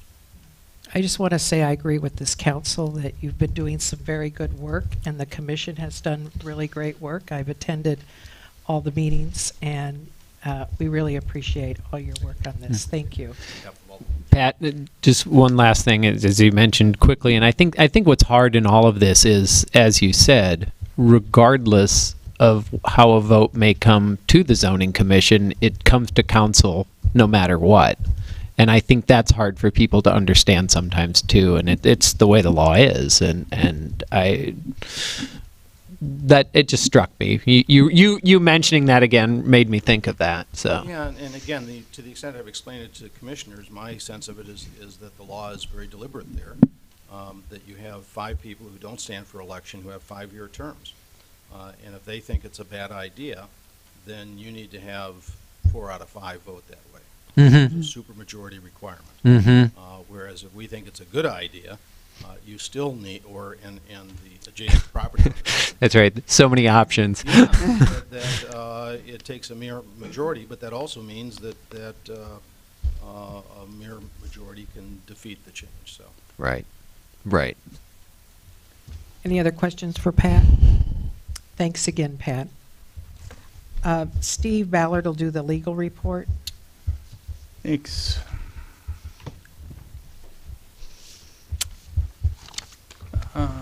Should I just go ahead and cover second consideration of ordinance number 206? Yeah, that'd be fine. I was just gonna amending say. ordinance number 31 to add dead ash trees to those trees declared nuisances. Is there a motion? I move adoption of ordinance 206. Second. Motion by Mike, second by Jerry. Discussion. Roll call vote. Lane. Aye. Zimmerman. Aye. Casada. Haverkamp. Aye. Maher. Aye. Carried. And then we also have consideration of resolution number 1730, extending the appointment of Chris Lyon as interim chief of police of University Heights Police Department. I move to adopt. Okay. Second. Okay, motion by Jerry and second by Jim. And Steve, did you want to make a couple comments? I mean, you did in your legal report. Yeah, no, just, yeah. And that's all I it's would have been to say. 6 months. Yep. Mm-hmm. And it runs out the end of the month. Any other discussion? Roll call vote. Zimmerman. Aye. Casada. Haverkamp. Aye. Maher. Aye. Lane. Aye. Carried. I just want to comment. I think he's been doing a very, very good job. I agree. I don't have anything else. Well, Thank you. that was good. Are there any questions for Steve? Okay, then we'll go to Chris Anderson, the city clerk report. Well, David Giese stole my thunder by saying that the rental permit mailing was out. So the rental permit mailing went out the end of June, starting to get good results coming back in. Otherwise, that's about all I have to report at the moment.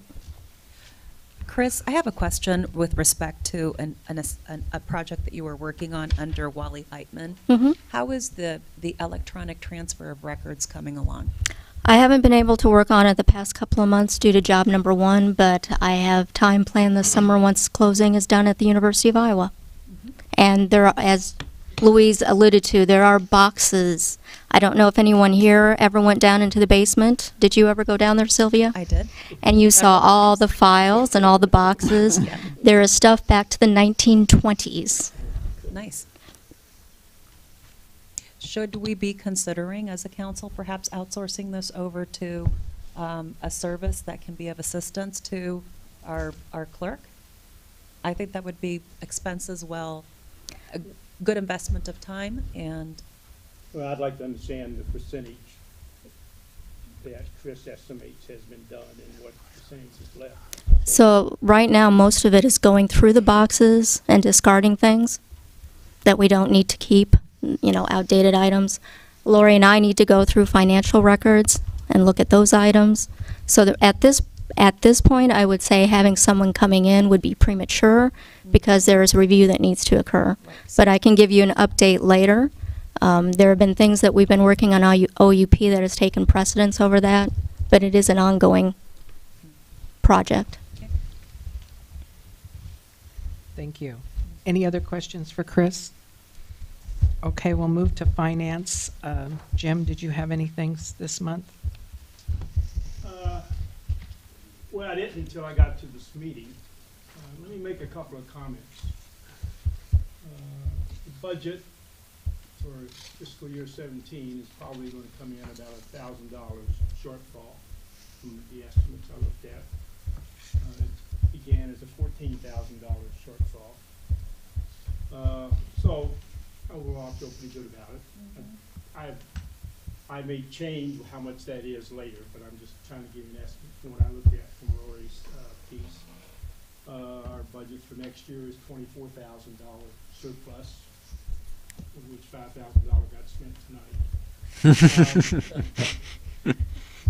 So when people speak about us being flush and in good shape, I take a little exception to that. We are not going to run out of money. We are going to survive. We've got enough to do that. We keep a close attention to our financial things. But we're not going to thrive. We're going to survive. I don't appreciate people, well, they can do what they want to. No one's ever asked me where we stood. I've only done the budget for 6 years, yet people are out quoting how good it is. Steve Cool, no one's talked to him, nor have they talked to Lori, but they go off and make these statements about what kind of shape we're in. So I get a little bit upset and I take a little offense at folks not checking out facts with some people who at least have been working intimately with the budget for the last 6 years. You can also go back at Steve and Roy's case even longer. We survived. We have a reserve because the low option sales tax of $500,000 came in over a 4-year period, and we now have about $350 of that. We were able to use some of that money for the 8-foot sidewalks on Sunset and Melrose. So doing any major infrastructure projects, we don't have enough money to do those types of things. So what I heard tonight was, hey, people were saying we're in great shape. We're not in great shape, but we're not desperate. We're going to survive. We're going to get through. But it's survival. It's not thriving. And I don't like survival mode, but that's what we're into and been into for many, many years. Thank you. Any other questions for Jim? Paul Moore. You want to come up to the microphone, Paul?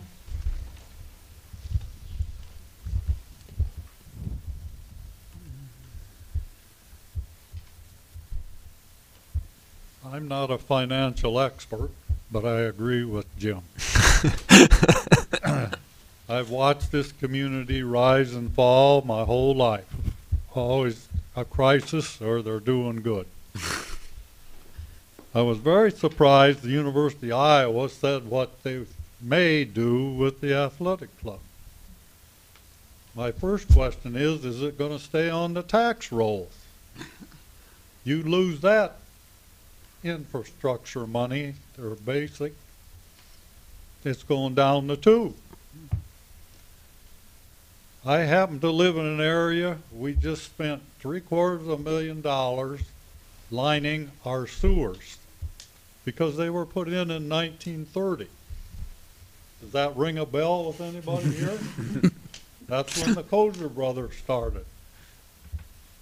We're at the mercy of Iowa City for water, sewer, fire protection, library, transportation, God only knows what else.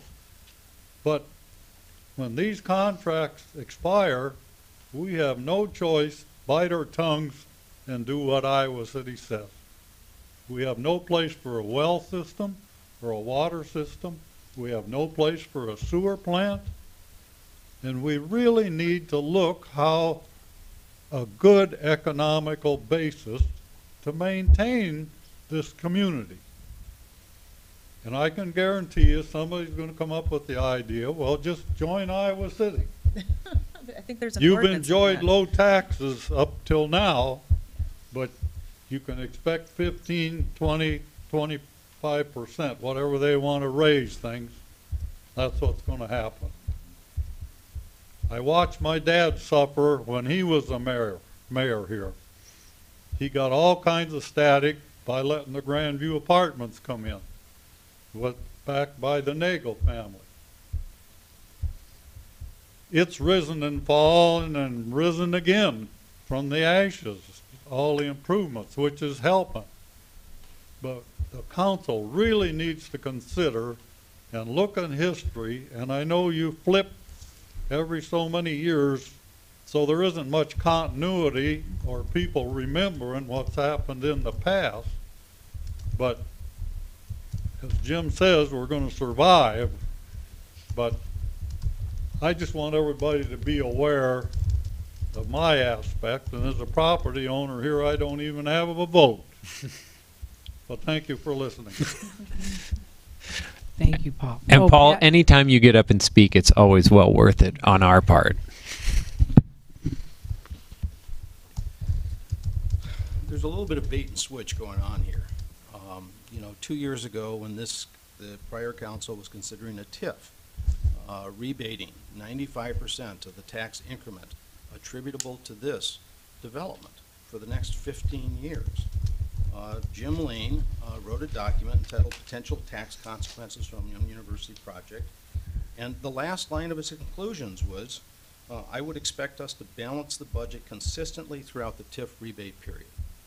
And so to take the position that the city finances would allow a $6.7 million TIF, and then 2 years later to be invoking kind of financial exigency in the context of the ULP project, I think is just inconsistent.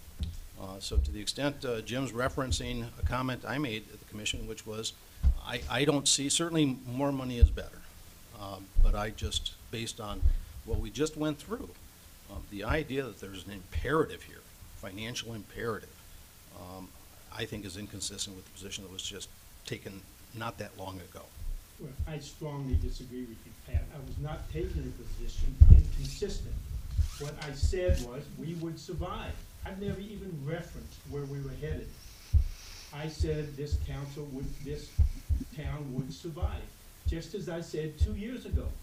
So I think it's very consistent, and I really, as you took offense at what I said, I take offense at what you said. Because all I'm saying is we will survive, project or no project. And that's consistent with what I said earlier. But what I don't, well, I hope ultimately this isn't an issue of whether we survive or we thrive.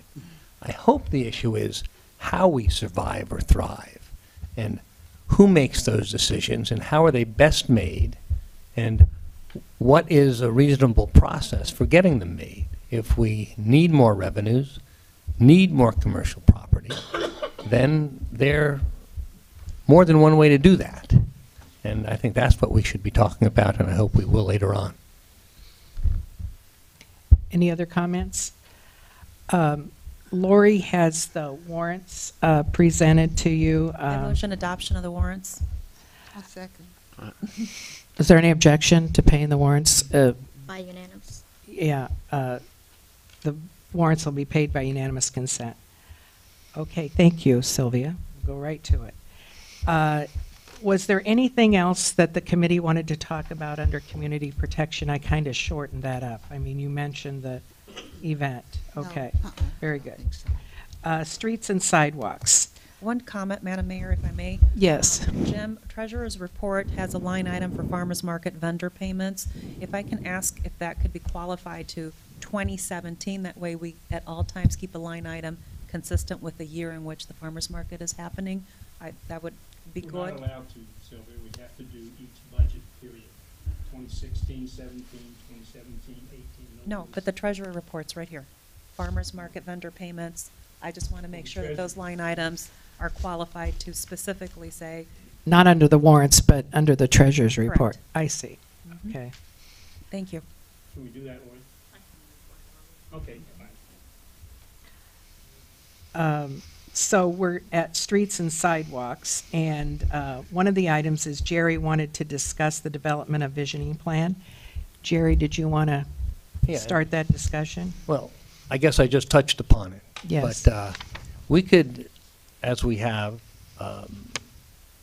an ad hoc process for commercial development and wait for a piece of property to come up and then see who wants it, and they tell us what they want to do, and we pass it or not. Or we could lay out a specific commercial development plan for the community. I mean, it now looks like there are proposals which put a hotel on one end of the community and a hotel and convention center on the other. Those are just proposals now, or maybe the university is more than a proposal. I'm not sure. But we have control over some of that, and the issue is, do we want to take control over it and build a commercialization plan that makes sense so we don't just have to survive, so we can thrive, but we're not at the behest of developers who come in and put us in a position to make pretty ad hoc determinations of what's best for the city. I think a plan is better. I think we should start that process.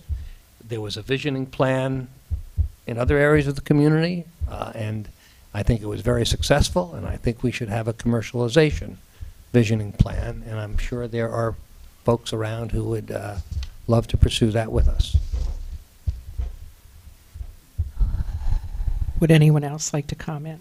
Well, I just say that the vision project had the input of the entire community, and we looked at the entire community, and they made decisions, prioritized the decisions, and it was a general community decision. And I think we have our work cut out for us. Those are the things that they prioritized. I don't think commercialization is really an urgent issue because we haven't, the city didn't even look at that when they looked at, excuse me, the development of the city. And so it was a non-issue for them. They didn't even bring it up. And I think we have our work cut out for us. People have already spoken, And we're already working and have gotten grant money for the projects. So I think we're all on board for that, and that's our major concern. So you don't want to have a... I don't think it's, no, I don't think it's, certainly it's premature. I'm not understanding how it's premature to develop a plan for the future. Because we already have a plan for the future. What plan are you talking about? The Vision Project. But that, as you said, that doesn't take account of any issues of commercialization. Well, it doesn't take into account individual sales of property either, which would be relevant also. So, I'm not fully understanding. well, I will just reiterate that commercialization is not really a critical issue. Why are you raising it now? I beg to differ with you. I think it's, there's nobody in the community other than yourself, I think, who doesn't think it's a critical issue. Well, I'm sorry, I don't agree. Jerry, I think one of the things I think in 2010 we updated our 2005 comprehensive plan, and in section 9 or page 9 on that plan, it talks about future land uses. And I think that, as you've heard tonight, this lays out that all proposals submitted should include consideration of proposed elements.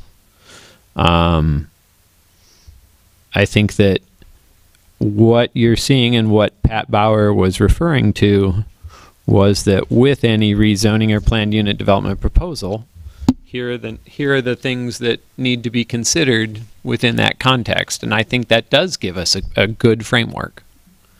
And I think that, as I mentioned to you when we happened to run into each other walking the dogs last night, you know, I asked the very same question you did in 2010 when I was serving my first term on council, asking John Yap of the MPOJC if there's an area that council thinks should be developed differently than single-family housing, shouldn't we just rezone for that now? And his answer was no. And that in some cases you are always driven by those plans. I think what we've managed to say in our comprehensive plan is that, yes, we understand we are located near the hub of a much larger area. Because of that, we will face pressures, for lack of a better word, to develop, whether that's higher density, whether that's commercial, whatever. But that having a plan that lays out how we deal with those issues, I think has served us well. And it's one approach to it, to say what are the general conditions that we want to meet. What I had in mind, and I'm no expert on the matter, is that there's no area of my life that I've seen an ad hoc approach be more effective than a pretty specific planning approach. And there's an obvious approach to development in University Heights, and I've talked to people who have mentioned this any number of times, that Melrose might be an ideal place to commercialize and keep everything else residential. If one wants to do that, then there may be a way to say, now what may work here? We know how. What type of commercialization do you envision for, you know, Melrose that you've heard about? I'm not visualizing any specific. That's the point. I'm not visualizing anything specific on Melrose, but I am sure there are city planners who are expert in the area of foreseeing how development may take place based on what has happened in other areas. And why not plan for that and then invite developers in, if at the appropriate times, to do what is in that more specific plan. So bring in experts to tell us to raise down single-family homes on Melrose so that we can make Sylvia, room for stop commercialization? Stop I'm just wondering. polarizing this. This is not I'm just the asking point. you a simple question. No, you're not. It's not a simple question. It's antagonistic, and it's polarizing. What I'm asking suggesting a question is of what you are saying about why the community would need to bring in experts when I would say I'm quite the expert on my residential street and my expectations about my residential street. Just want to know. I'm not questioning Curious. No, you're not just curious. You love to polarize. I'm saying I beg to differ. Yeah. Can I motion to close discussion? You are so rude. I mean, what is wrong with you? I don't appreciate closing a discussion on an item that needs some, I think, some further Is discussion. there a second? No. No. So I'm not going to get sidetracked by that nonsense. Nobody's calling experts in to say what should be raised. I'm talking about if they're experts, if they're consultants, whoever knows about this stuff, to say in other areas, in other cities, development has taken place, and this is how it's occurred, and the potential for this community to develop in a rational way is there if we take steps now. It doesn't mean it's going to happen. It means that if this follows the trends of other areas, we are ready for it. Mike is right. That sets up some guidelines. But there may be more specific things that can be said where we wouldn't be being wagged by the tail like we seem to be regularly. If we have a plan, and we're doing the asking in for developers if they're interested in X, Y, and Z. So would that be possibly opening up, revisiting the comprehensive plan? That would be adding to the comprehensive plan and making it more specific, yes. Well, I would say a couple of comments, Jerry. I think we could look at these planning things, but we need to recognize some limitations that we have. The comprehensive plan done in '05 and updated picked up neither one of the items that we now are looking at for commercial development. This site and the farm property, although the farm property might be a larger tract It's area, referenced, so there. sort of. Part of the reason is we don't have any money. Yeah. We can't go off and purchase property. We don't have that without bonding and raising taxes on our folks, because our reserves are very limited. I mean, there's 350,000, but we're requested to keep, or told by the Iowa League of Cities that you need to have at least 25 to 30% in reserves anyway. So as long as we recognize those limitations, I'm fine moving forward. I mean, I don't want to knock this down, but let's recognize we haven't done it in the past because trying to get we're at the hands, we're opportunistic with developers who come in and say, yeah, I'd like to do this for you, and then we have the back and forth, which we've seen pretty dramatically the last 6-7 years. So trying to do some other things, I just think we need to move slowly on it, but I would support at least beginning to do some work to take a look at it, if it's updated. Oh, I see people are raising their hands. Larry Wilson? Larry Wilson, same address, 308 Code. May have to move. It's no surprise to you that I'm a strong advocate of planning. I mean, I have been for years, and I continue. And we have a comprehensive plan, but it's general. And it doesn't get to the specifics we're talking about. Even those that brought up on the screen are really ways to analyze something proposed and not expression of expectation. And there's all kinds of things. It doesn't have to necessarily be purely commercial. For example, should we ask the question, should we have a commercial center around Paul Moore's area, expand it? And if so, what should it be? How big could it be, or what should it be that will fit in? I mean, those are just questions to pursue. should the corridor along Melrose maybe not be commercial, but maybe a little more dense residential, raises some income, allows buildings to be built that can more deal with the noise of traffic. So I think it's a great idea to start looking ahead and getting our expectations out there.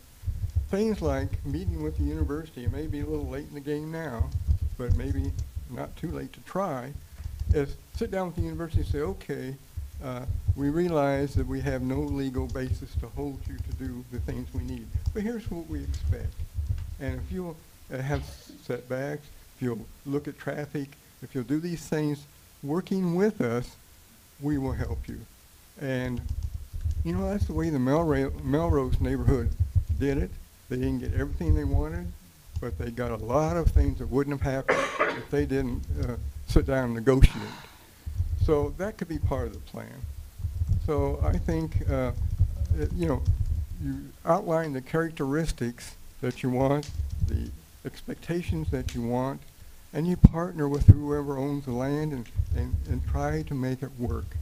So get on top of it is my message. Thank you. May I, Larry? Would I be out of order, or to ask Larry if he would be involved in? I mean, those are great questions to begin with, and you probably have many more than we do. Would you be interested in helping get this discussion really started in a specific way? I would be interested. I would be willing to be involved, but not lead it.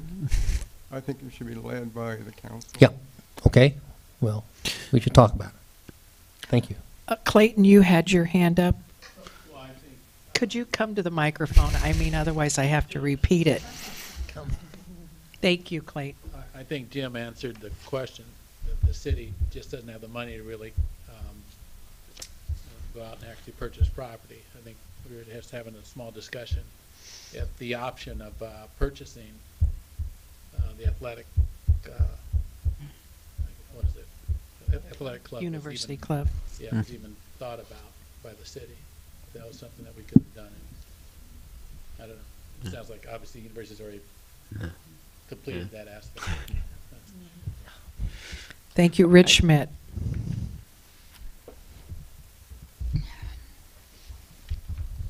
Well, I'd like to try this on for you. I was a planner at the University of Iowa and the College of Medicine. And I'm telling you, we built a lot of things. But we had foresight. And it takes more than 1 year to get all this done. You have to plan ahead. I had suggested to the dean that we extend the Eckstein building and go around with the research building all the way around to the Bowen Science building, and we did it. Why? Well, because we were willing to expand. I had extended, they wanted to put the College of Public Health within our space. Well, they were already overloaded. We had them in 4 or 5 different buildings. So I suggested they tear down the old law building, and they did it. And so now, if you look, you'll see something that no one could imagine. We put a railroad stop for passengers between the College of Public Health and the College of College of Medicine. That's for the future, because I think eventually we'll have a train of some sort coming from Cedar Rapids to Iowa City, and we'll have to accommodate that. You have, I think what Larry said was exactly right. He is a good planner, and his team and our college did a lot of great things because we talked to each other. And as a result of that, I had a dean that I worked for that left me alone, but then he also believed in what I said.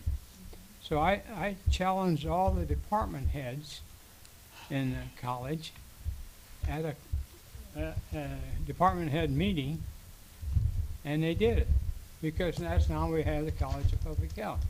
So what I see here is get started. That's the first thing you gotta do. And I think that if this council is willing to take outside information with people like Larry, who have had that experience, you'll be further ahead than keeping it within, well, I don't know if any of you have any talents in that area or not. But anyway, that's what I think. And I appreciate this opportunity to express that as what I'm talking about. Get the constituents to help. Thank you. David wants to make another comment. I'm kind of lost exactly where we are. Still in streets and sidewalks? Well, yes, but we're on, we actually moved to Jerry Zimmerman's comment about a visionary plan Okay. and planning ahead, but I was going to go back to streets and sidewalks and ask a question. I would just wanted to make a comment. As a second generation owner in University Heights, and with Kendall being third generation, both of us on Melrose, one on either side of the street. As far as the bike lanes coming down Melrose, I would be opposed to having that. One of the reasons I pushed hard for the 8-foot sidewalk on my property was to accommodate pedestrian traffic and bicycle traffic. And the way I look at it is, you know, right now if we want to have guests, they have to park, you know, a block away up the street for certain times of the day on that part of it. But if a bicyclist wants to ride down the street, they're already obligated to abide by the rules and laws of a motorized vehicle on that part of it. And there's also other laws out there as far as distance between passing a bicyclist if that issue arises. The only issue I ever see on bicyclists is pedaling up the hill, not so much going down the hill. And I would be in favor of keeping the parking on Melrose, and just, if you need to, put sharrows in the up and down lanes if you want. If the bicyclists want to use the roads as a motorized vehicle, then so be it. But I just wanted to get that part in before you got out of the streets and sidewalks. Well, so. Okay, thank you, David. Jerry, you wanted to go back to planning? I think. I mean, we got comments on planning. No, I think we got some great comments, and I think that it's up to the council to either recommend moving ahead and give its consent, or it would be helpful. We can put it on the agenda next month too. That'd be fine, and I'll talk to Larry in the interim. Okay. Can I also suggest, this is something I've actually spent a lot of time looking at too, Jerry, and one of the places that I think applies well to us is a site called Missing Middle that talks about what do you do with transitional areas. And if I would recommend it's a place you check out, because it describes us, and I think especially if you look at their read our insights, where it talks about, you know, looking for 21st century multifamily market with a missing middle neighborhood, talking about it, walking neighborhoods and things like that. And if we are going to have pressures, given state code changes with housing as well, that these are the kind of things that I think we ought to be paying attention to. And that wouldn't be at all inconsistent. No. With the present plan. No, not at all. But it's a good resource. Yeah, thank you. Thank you. Okay, we'll put it on the agenda next month too, to continue the discussion. I have a question. Does, now that you've mentioned the missing middle, Chairman Pat Bauer, do you have access to that web link? Okay. I'll send it to Pat. Thank you, Mike. And then we'll go to Mike Haverkamp's Sure. comment about discussion to create bike lanes on Melrose Avenue where there's currently parking on the south side of the street. And this is just to begin discussion. Right, right. And I thank you for mentioning that too, David. And I think that one of the things that with the vision plan that we had talked about long-term, it does have bike lanes on Melrose. And Paul referred to it as well too when he was talking about that. That's a TTAC grant for 2022, is it, Dottie? 2023? 2022. Somewhere in there. But I also think that one of the things that going through the visioning process, and I think you will probably even agree too, David, is that a wide sidewalk does encourage a lot more people to bike. And I think that biking on Melrose, the hard part is biking up the hill. And honestly, if someone ends up choosing the wide sidewalk, I don't blame them. But it's the people who end up biking down the hill on the wide sidewalk, especially when it narrows back in front of Paul's property, that we do have some problematic situations, that we have a lot of congestion between our pedestrian traffic and our bike traffic, especially on Melrose. Having passed our complete streets policy last month, one of the things that I said let's start to look at is that wider area on Melrose could accommodate bike lanes rather than parking. And I understand that the hardship that would be on the residents. And Nick's here too, so it's good to have a good representation of Melrose. But I do think that that's a place to look at beginning our process of putting in bike lanes, because we could accommodate them there. I think that moving the downhill bicycle traffic off the wide sidewalk by feeling safer in a bike lane is a good step for our pedestrians. It's a good step for everybody.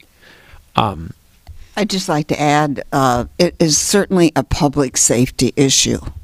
And if we're going to be looking at the integrity of the city and that extensive movement up and down Melrose with the vehicular traffic, that putting the bike lanes in is just a no-brainer as far as being safe is concerned. So I'm concerned with people that walk up and down the sidewalk and that might be a little infirm, and suddenly they have a bicyclist on their tail honking the horn, So I think it would be a real public safety addition.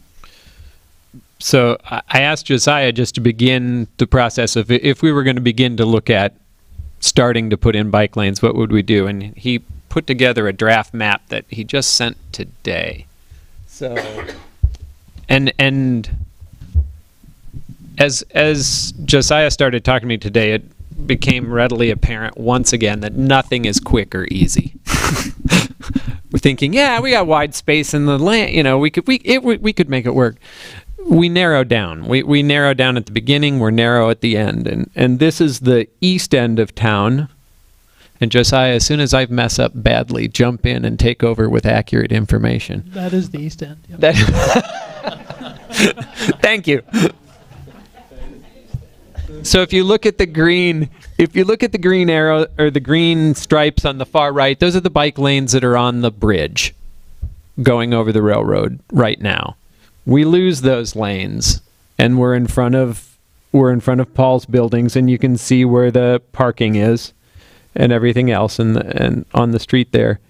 And then it stays narrow through Kozer, and it starts to curve, and then the street widens back out again. And that's where you could potentially mark bike lanes once more. What you'd need, though, you'd have to have some kind of sharrows in between.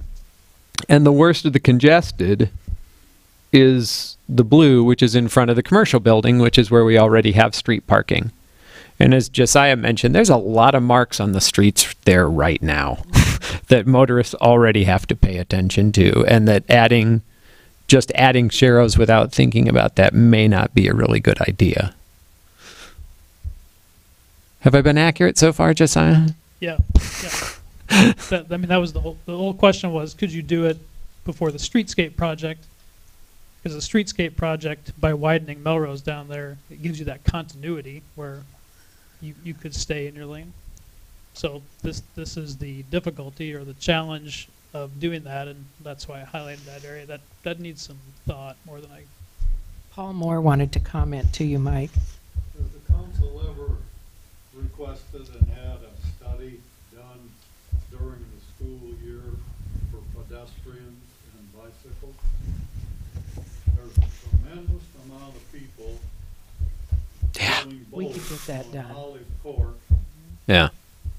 and according to what you have up there, you're doing away with the crosswalk not being glorified like the rest of it. But most people coming down Olive Court, they're not gonna go west to cross the street, which is a hassle already, Yeah. to go down the other side. Yeah. And this is one thing that I think has to be a major point, that you consider pedestrians and old Oh, yeah. people and access. Absolutely. No, I completely agree. No, we haven't done a study, Paul, but I can tell you, just as a bicyclist and a pedestrian myself, I know exactly what you're talking about. And part of, I think, what happens is the folks who end up taking the sidewalk downhill on a bike are all often going to the hospital, which is north of the road. And they want to jump over because they don't want to have to somehow get through and move over in traffic on a light. To me, the answer to that is to work with Iowa City, where there already is a lane, is to create what's called a bike box at the Hawkins intersection, which is, you think where the crosswalk is, beyond the crosswalk there ends up being a green bike box that if I'm riding in the bike lane, I get to go past the crosswalk to the box. Then I can move my bike over in front of the cars to the left, so when the left-hand turn arrow comes, I get to turn first.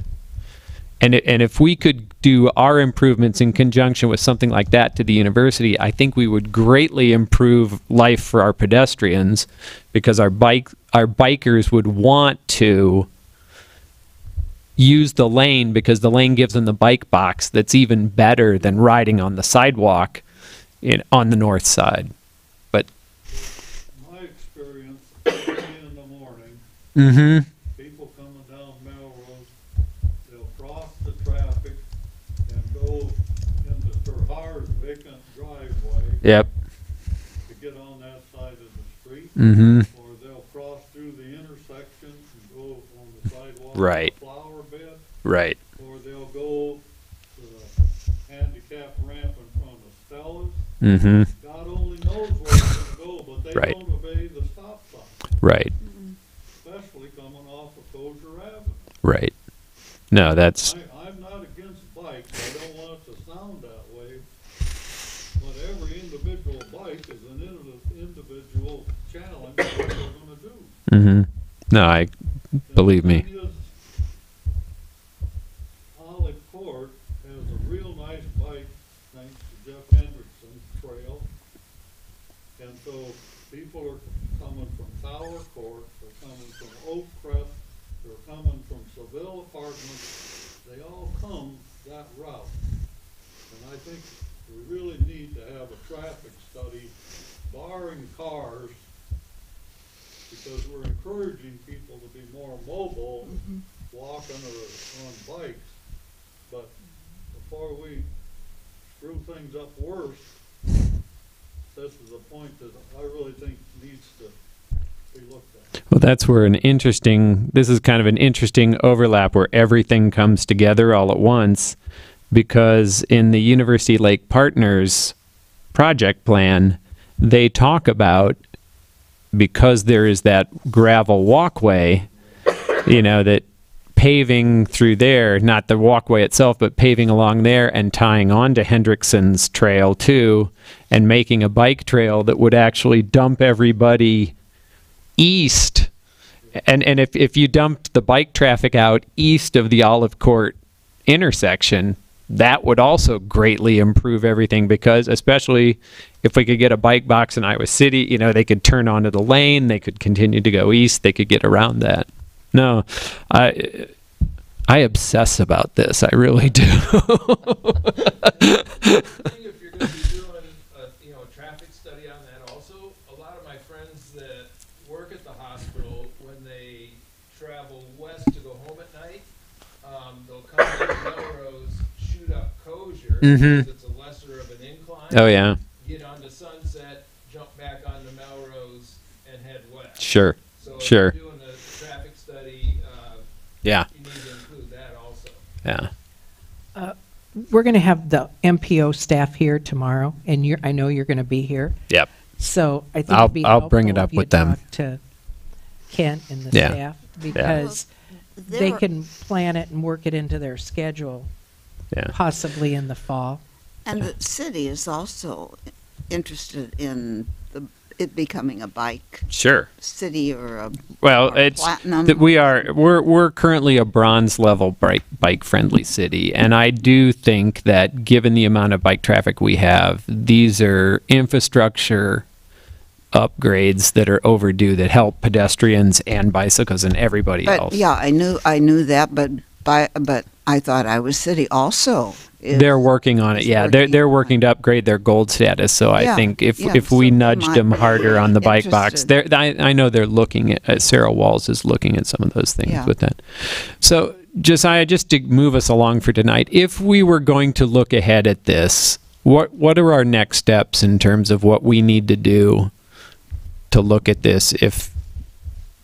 Yeah, well, my thoughts were, one, we need to evaluate how you handle that section, if it can be done safely, signing and marking, and I thought it'd be good to work with the MPO, maybe even the Trails and Bicycle Committee representative, get some input from those people, but, like we're getting tonight as well, just to make sure it could work before we go put it out there, like you said. Okay. The other thing that is recommended is that anytime you implement something like this, and this would be coming up even with the future project, you evaluate all that pavement where these bike lanes are going to be.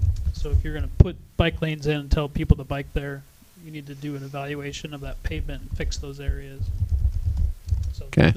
that's kind of the next steps as I see in the. Yeah, there are some pavement issues there. Sure. Rich, you wanted to say something? The first thing you ought to do is look for a grant that's going to fund the whole darn thing, so that you get it down. You start right off the hand in hand with somebody that can not only get you started, but also then finish it. We got a transportation grant. Yeah. That's funding a big part of this. The problem is that grant doesn't come till 2022. They just awarded it to us, but that's what I'm saying. That's why I was asking this question. If we're looking ahead at that, what are some easy first steps that we can start to take ourselves? I didn't understand. Okay. Sorry. No. Clayton, you wanted to say something?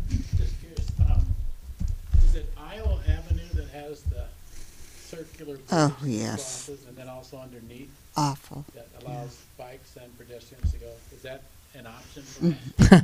No. We defeated that idea. That was a vision plan? Yeah. They threw it out at one point. They threw out all my really wacky ideas, Clayton, right away that I had. I had a ton of them. Yeah. No. No, the turnaround. I was going to make Kozer a bike boulevard that if you're on a bike, you don't have to stop. But cars do. Just the same thing. Get the traffic off Melrose. Yeah, I do. I'm the one guy who does. Mike, but if it's okay, we'll. yes, I'm happy, and I'm happy to continue to work on this and work with some people and keep y'all Thank updated you. with that. Yeah, there you go. Josiah, we have the engineer's report. I'll just touch base on a couple items. So the street improvements project is underway. Some of the work has started at Grandview for the bus, the new sidewalk. They don't have the landings in yet, but that is scheduled for still in July. The bulk of the work lately has been on George Street. They've been tearing up the old asphalt, preparing the ground below to receive the new overlay. So that's July. And then the panel replacements on Melrose and Sunset start last week of July into the first week of August. So that's the main work for that. Sidewalk repairs have started, and I think most of them were done. They poured most of them yesterday. Yep. So there's still work to do on those to come back and finish them up and fill in and reseed and all that, but I think all the replacements are done. We talked about the bike lane research. I had a note in here. I just thought I'd note as well that Iowa City's looking at a project for their fiber optic lines on Melrose later this year. We're supposed to get a preliminary design later in July to take a look at. I'll keep you informed, but I thought it was interesting. They're also working, it sounds like, on a 2080 agreement for those, so something to keep in mind and coming up. What is the timeline for our bus stop to be installed and completed? But before the end of the month. The month of July. Okay. Yep. Any questions for Josiah? How much was the funding that we received for this fiscal year 21, 22?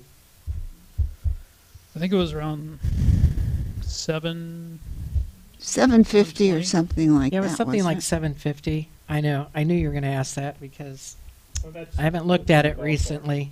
Yeah. It might have even been a little more, but right around 750. Yep. Yeah. Yes, Mary? I just wanted to say if Melrose Drive is scheduled to be improved at any time soon. We have a lot of cracks and stuff in front of our house and down there. Oh, Melrose Mahaska. Avenue. Right. Monroe. Melrose or Mahaska? Mahaska. Okay. It's not on this year's, no, it's not. Anything else for Josiah? I'd like to keep this moving on here. Sure. We'll go to sanitation, and Sylvia's going to report on Resolution 1731. All right, this is the second time that this council body looks at Resolution 1731. Today you have the amendments that were discussed from the last meeting. They are not significant changes from what you received. And again, the purpose of this resolution is 3-point. Number 1, we need to have a single source for enforcement of our ordinances on game days. And we all agreed by consensus at the special meeting that it should be UHPD to enforce applicable ordinances. If there are other ordinances that other officials within University Heights should be enforcing, then they are not at all removed from the ability to enforce those rules. Number 2, all city officers and staff through this resolution are advised that to better serve the community, UHPD is solely responsible for enforcing applicable ordinances. And that is to reduce the conflicts of too many people providing conflicting opinions as to what should something get enforced. The last item from this resolution is the adoption of the Good Neighbor Policy, which is attached, and which reflects additions of the sidewalks and streets, which was something that this council agreed by consensus to include at the special meeting. And this will be mailed out to all city residents sometime very soon. So this is Resolution 1731. Do I have a second to? You motioned. I'm Motion motioning by adoption. Sylvia. Second. Second. Mike, second. Sure. Discussion. I just think this is another, it's saying the obvious, it's saying what is already. If I were looking at this as a resident, I would say, don't they have more important things to spend their time on? Well, I think it's something we need to do. We had a lot of concern about this after last year's season, and so I think it's a good piece of work, and so therefore, I think so. we need to be looking at it, Jerry. No, And no. and I think something- I think one of the issues is we have a different police chief than what we had last year, and I want to make sure that that's the proper type of enforcement going on. So I think reinforcing with him what he needs to do is very important. Just to be clear, I think something has to be done about it too, but that's enforcement. And that's what I would focus on. I think this just says we're going to enforce existing ordinances, and I think we should have the police department enforce those ordinances. I don't know if it takes a resolution to do that. That's all I'm saying. I wanted to add to what Sylvia said, that we added the line about city ordinances aren't available on the city website. And I didn't get to talk to you yet about that, Mike, but we wanted to kind of put it on the front page with the specific ordinances. You know how you can, they're in groupings, and we can put those ordinances that are applicable on the front page. Yeah. Sure. For the That would be helpful. for football season, so that they would Right. understand what is going to be enforced. That's right, and that's also something that was alluded in Jim's comment, is that we have brand-new residents in University Heights, many of whom haven't experienced football game day seasons, and some who have had a negative experience with it. And common sense would tell you that, common sense is ordinances would be enforced, but that was not the situation in the last 2 years, and it came from a number of different sources. Right. Not just the chief that separated from service, but a number of other individuals.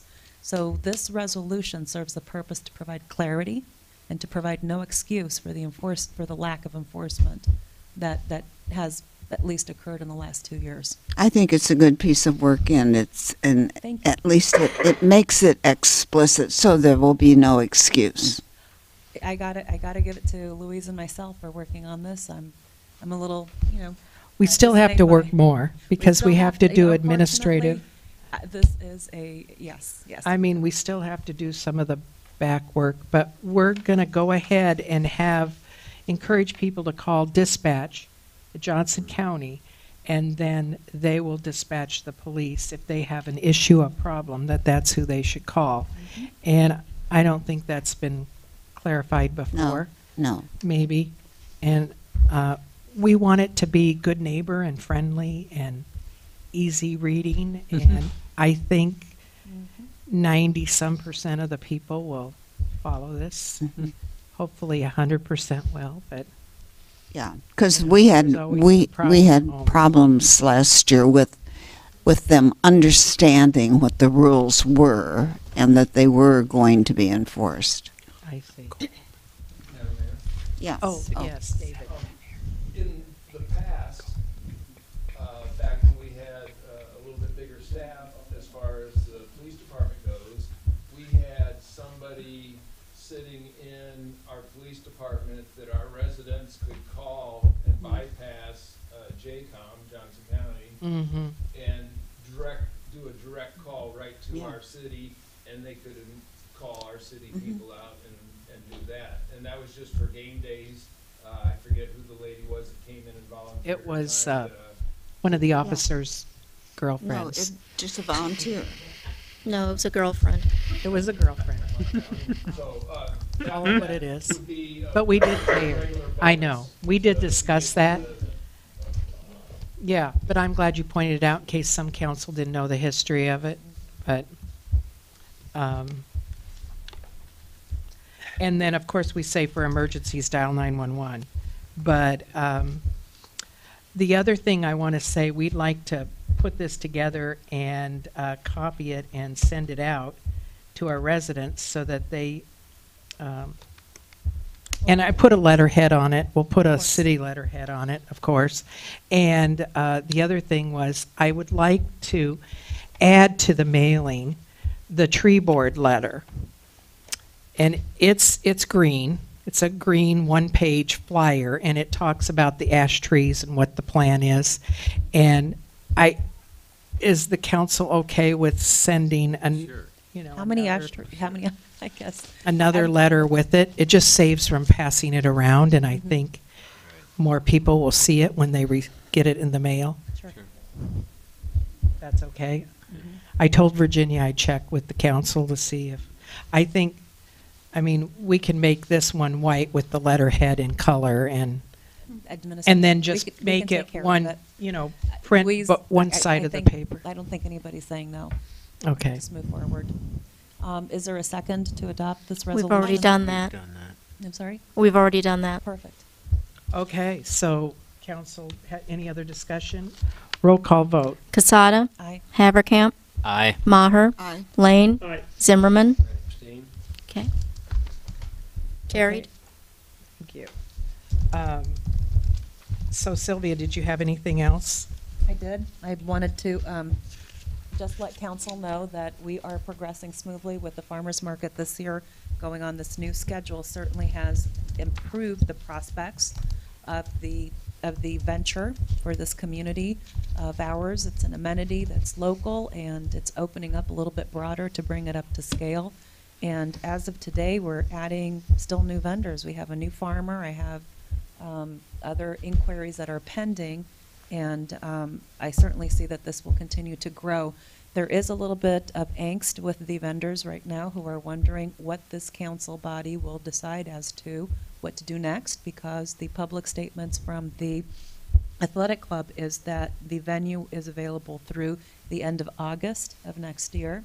And repeatedly, the comments from the vendors are that prominence on Melrose Avenue is a significant contributor to the daily activity and pedestrian pickup that seems to be occurring as the weeks pass. So that's something to keep forward. There is interest within the vendors to put together a small subcommittee to explore in anticipation of next year's farmers market season to determine a good site that would be suitable for hosting the 2018 farmers market. So stay tuned for more on that, but everyone is anxious to know what other spots do we have in the city that are viable for these folks to continue to come to town and offer their goods and services. We love the farmers market. The University Heights Farmers Market is a lot of fun, but I think we're seeing different farmers markets. The numbers have been going down, not going up over the season. And I'm not sure what you're alluding to about the numbers of walking traffic coming in. I wish that were true. Numbers are fine for us. Other vendors are suffering some. And I think anything we can do to enhance the participation will be great. And as I said, one of those things is tables and chairs, because it is a moving target now. People use more boxes at our farmers markets, percentage-wise, than in any other event we've ever done. So I think making it a sit-down affair would be great, and it would encourage people more than anything. Any other comments? I do. I am keeping a tab of how many vendors are coming and going. So vendor-wise, we've got commitments from them. I cannot change the fact that some of them change their schedules for circumstances that I do not control, neither does this council. So I respect the fact that if they say they cannot make it, then they have good reason from a business perspective not to be there. No, I'm not talking about vendors. I'm talking about participants, not the vendors, the people who are visiting, the customers, the residents. I'm not sure I understand you, Jerry.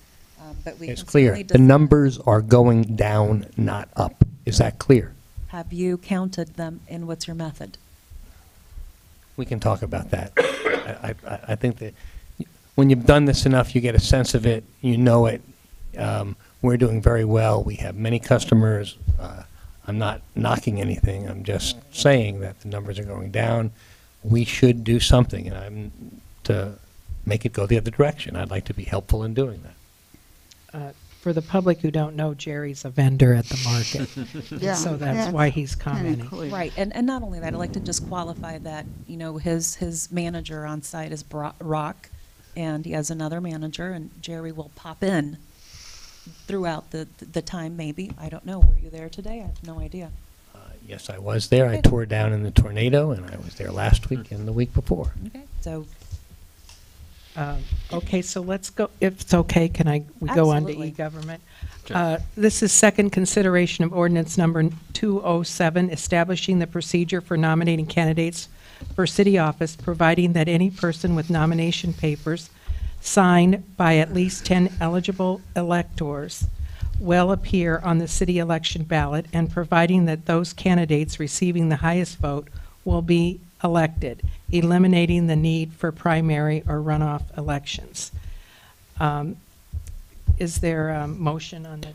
I move second consideration. Okay, motion by Mike. Is there a second? Seconded by Jim. Discussion. Okay, so this is the one that I brought up last month too, and just since there are a bunch of other people here tonight, there are 2 cities in Johnson County that currently have a primary system for their municipal elections. Iowa City and University Heights. University Heights gets a primary to narrow down candidates if 11 candidates file for office. If 10 candidates for council, if more than 3 candidates for mayor file, then there's a primary. University Heights, I double checked with Johnson County Auditor's Office over the month, has never ever had a primary. But because our ordinance says that, the auditor's office always has to plan for a primary and reserve that date, which would be sometime the 2nd week of October. The filing date is August 31st. So that means that if there are 11 candidates for council or 3 or more for mayor, they have to suddenly, within that 6-week period, get an election ready and run it, while they're also simultaneously preparing for every other municipality's elections at the same time. I proposed this ordinance to make our election ordinance look the same as everyone else in Johnson County that's not Iowa City. That just says, however many people file. They're all on the ballot. Whoever gets the highest vote total is the winner. I think that makes it a lot easier. I think that makes it a lot cleaner. The other thing that I think this does for us is that it also makes the deadline for filing for candidacy later. Right now, we require candidates to file by August 31st because there's a possibility there may be a primary. All the other cities, other than Iowa City, have a deadline of September 21st. So that for us, there may be people who could consider running, but they've already missed the deadline because we file that much earlier. I think this is a proposal that makes things a lot easier for people. I think it makes it a lot more straightforward. That's why I proposed it. In talking with Dottie just a little bit, we were talking tonight and talked about, well, would it? I think one of the reasons we have had, not always, but we've had write-in candidates is because of that earlier date for deadline. That it would be much easier to be on the ballot with 10 signatures and run that way. So that's why I suggested this ordinance change. That basically what we're doing is following what state code says you can do for your elections. So I'd like to see this happen. Any further discussion? Yeah, I'm not sure what you mean by it's cleaner. I think it's more confusing to people to have that many candidates or many candidates. I think it's also harder to define and attack and isolate issues. I certainly pay more attention when there's a narrower field to details, but that might be my problem. So I think the primary system is a good one to hone things down to what may be the essentials and to have the attention placed on a narrower set of events. If we'd ever had a primary, I'd be more inclined to agree with you. But not having had one, I mean, quite honestly, this is as many municipalities are looking for candidates, and I think that absent of having, we've had a year with 10 once. I just think there's a lot to be lost in this and a little to be gained. I don't think. Okay. Yeah, it's clear cut. I don't have any problem. Yeah. No, I understand that. Any other discussion? I just wanted to point out that tonight's comment came from Paul Moore saying, you can't forget your history, and I'm going to rely on that historical precedent of our founding councils on this issue. I think there's merit to it, and more importantly, it gives the opportunity to folks to plan and be ready and I don't think you exclude anyone, because you do have the write-in vote option that we saw exercised in this past election. So I don't think that people are blocked or inadvertently left out. And so I'm comfortable with leaving history alone. Any other comments? Okay, roll call vote. Haverkamp, Aye. Maher, No. Lane, Aye. Zimmerman, No. Casada, No. not carried. Okay. Okay. Are there any announcements? You know, the zoning commission meeting is this Thursday, the 13th at 7 p.m. And don't forget the August 1st date that Dottie spoke of at the Tower Court Park with the police. I think it's from 5 to 7, but we'll get it on the website. Yeah, it kind of depends on the travel of Herky, because the police go all over the city to the parks. Yeah. So we'll know more later. Okay. Thank you. Any other announcements? Okay, we're going to go recommendation of the city attorney to meet in closed session. Can I have a motion? I would move to meet in closed session pursuant to Iowa Chapter Code, whatever. 21.5. Thank you. Strategy with counsel in matters of litigation where disclosure would be likely to prejudice or disadvantage the position of the city. What Jim said. Okay, so that's a I s- motion and a second Second. from Mike and Jim. Okay, roll call vote. Maher. Aye. Lane. Aye. Zimmerman. Aye. Casada. Aye. Haverkamp. Aye. Carried. Okay, we now ask the public to leave. Can't we meet it? No, we can just sit here. Okay. I'll bring it All over right. tomorrow. I mean, Okay.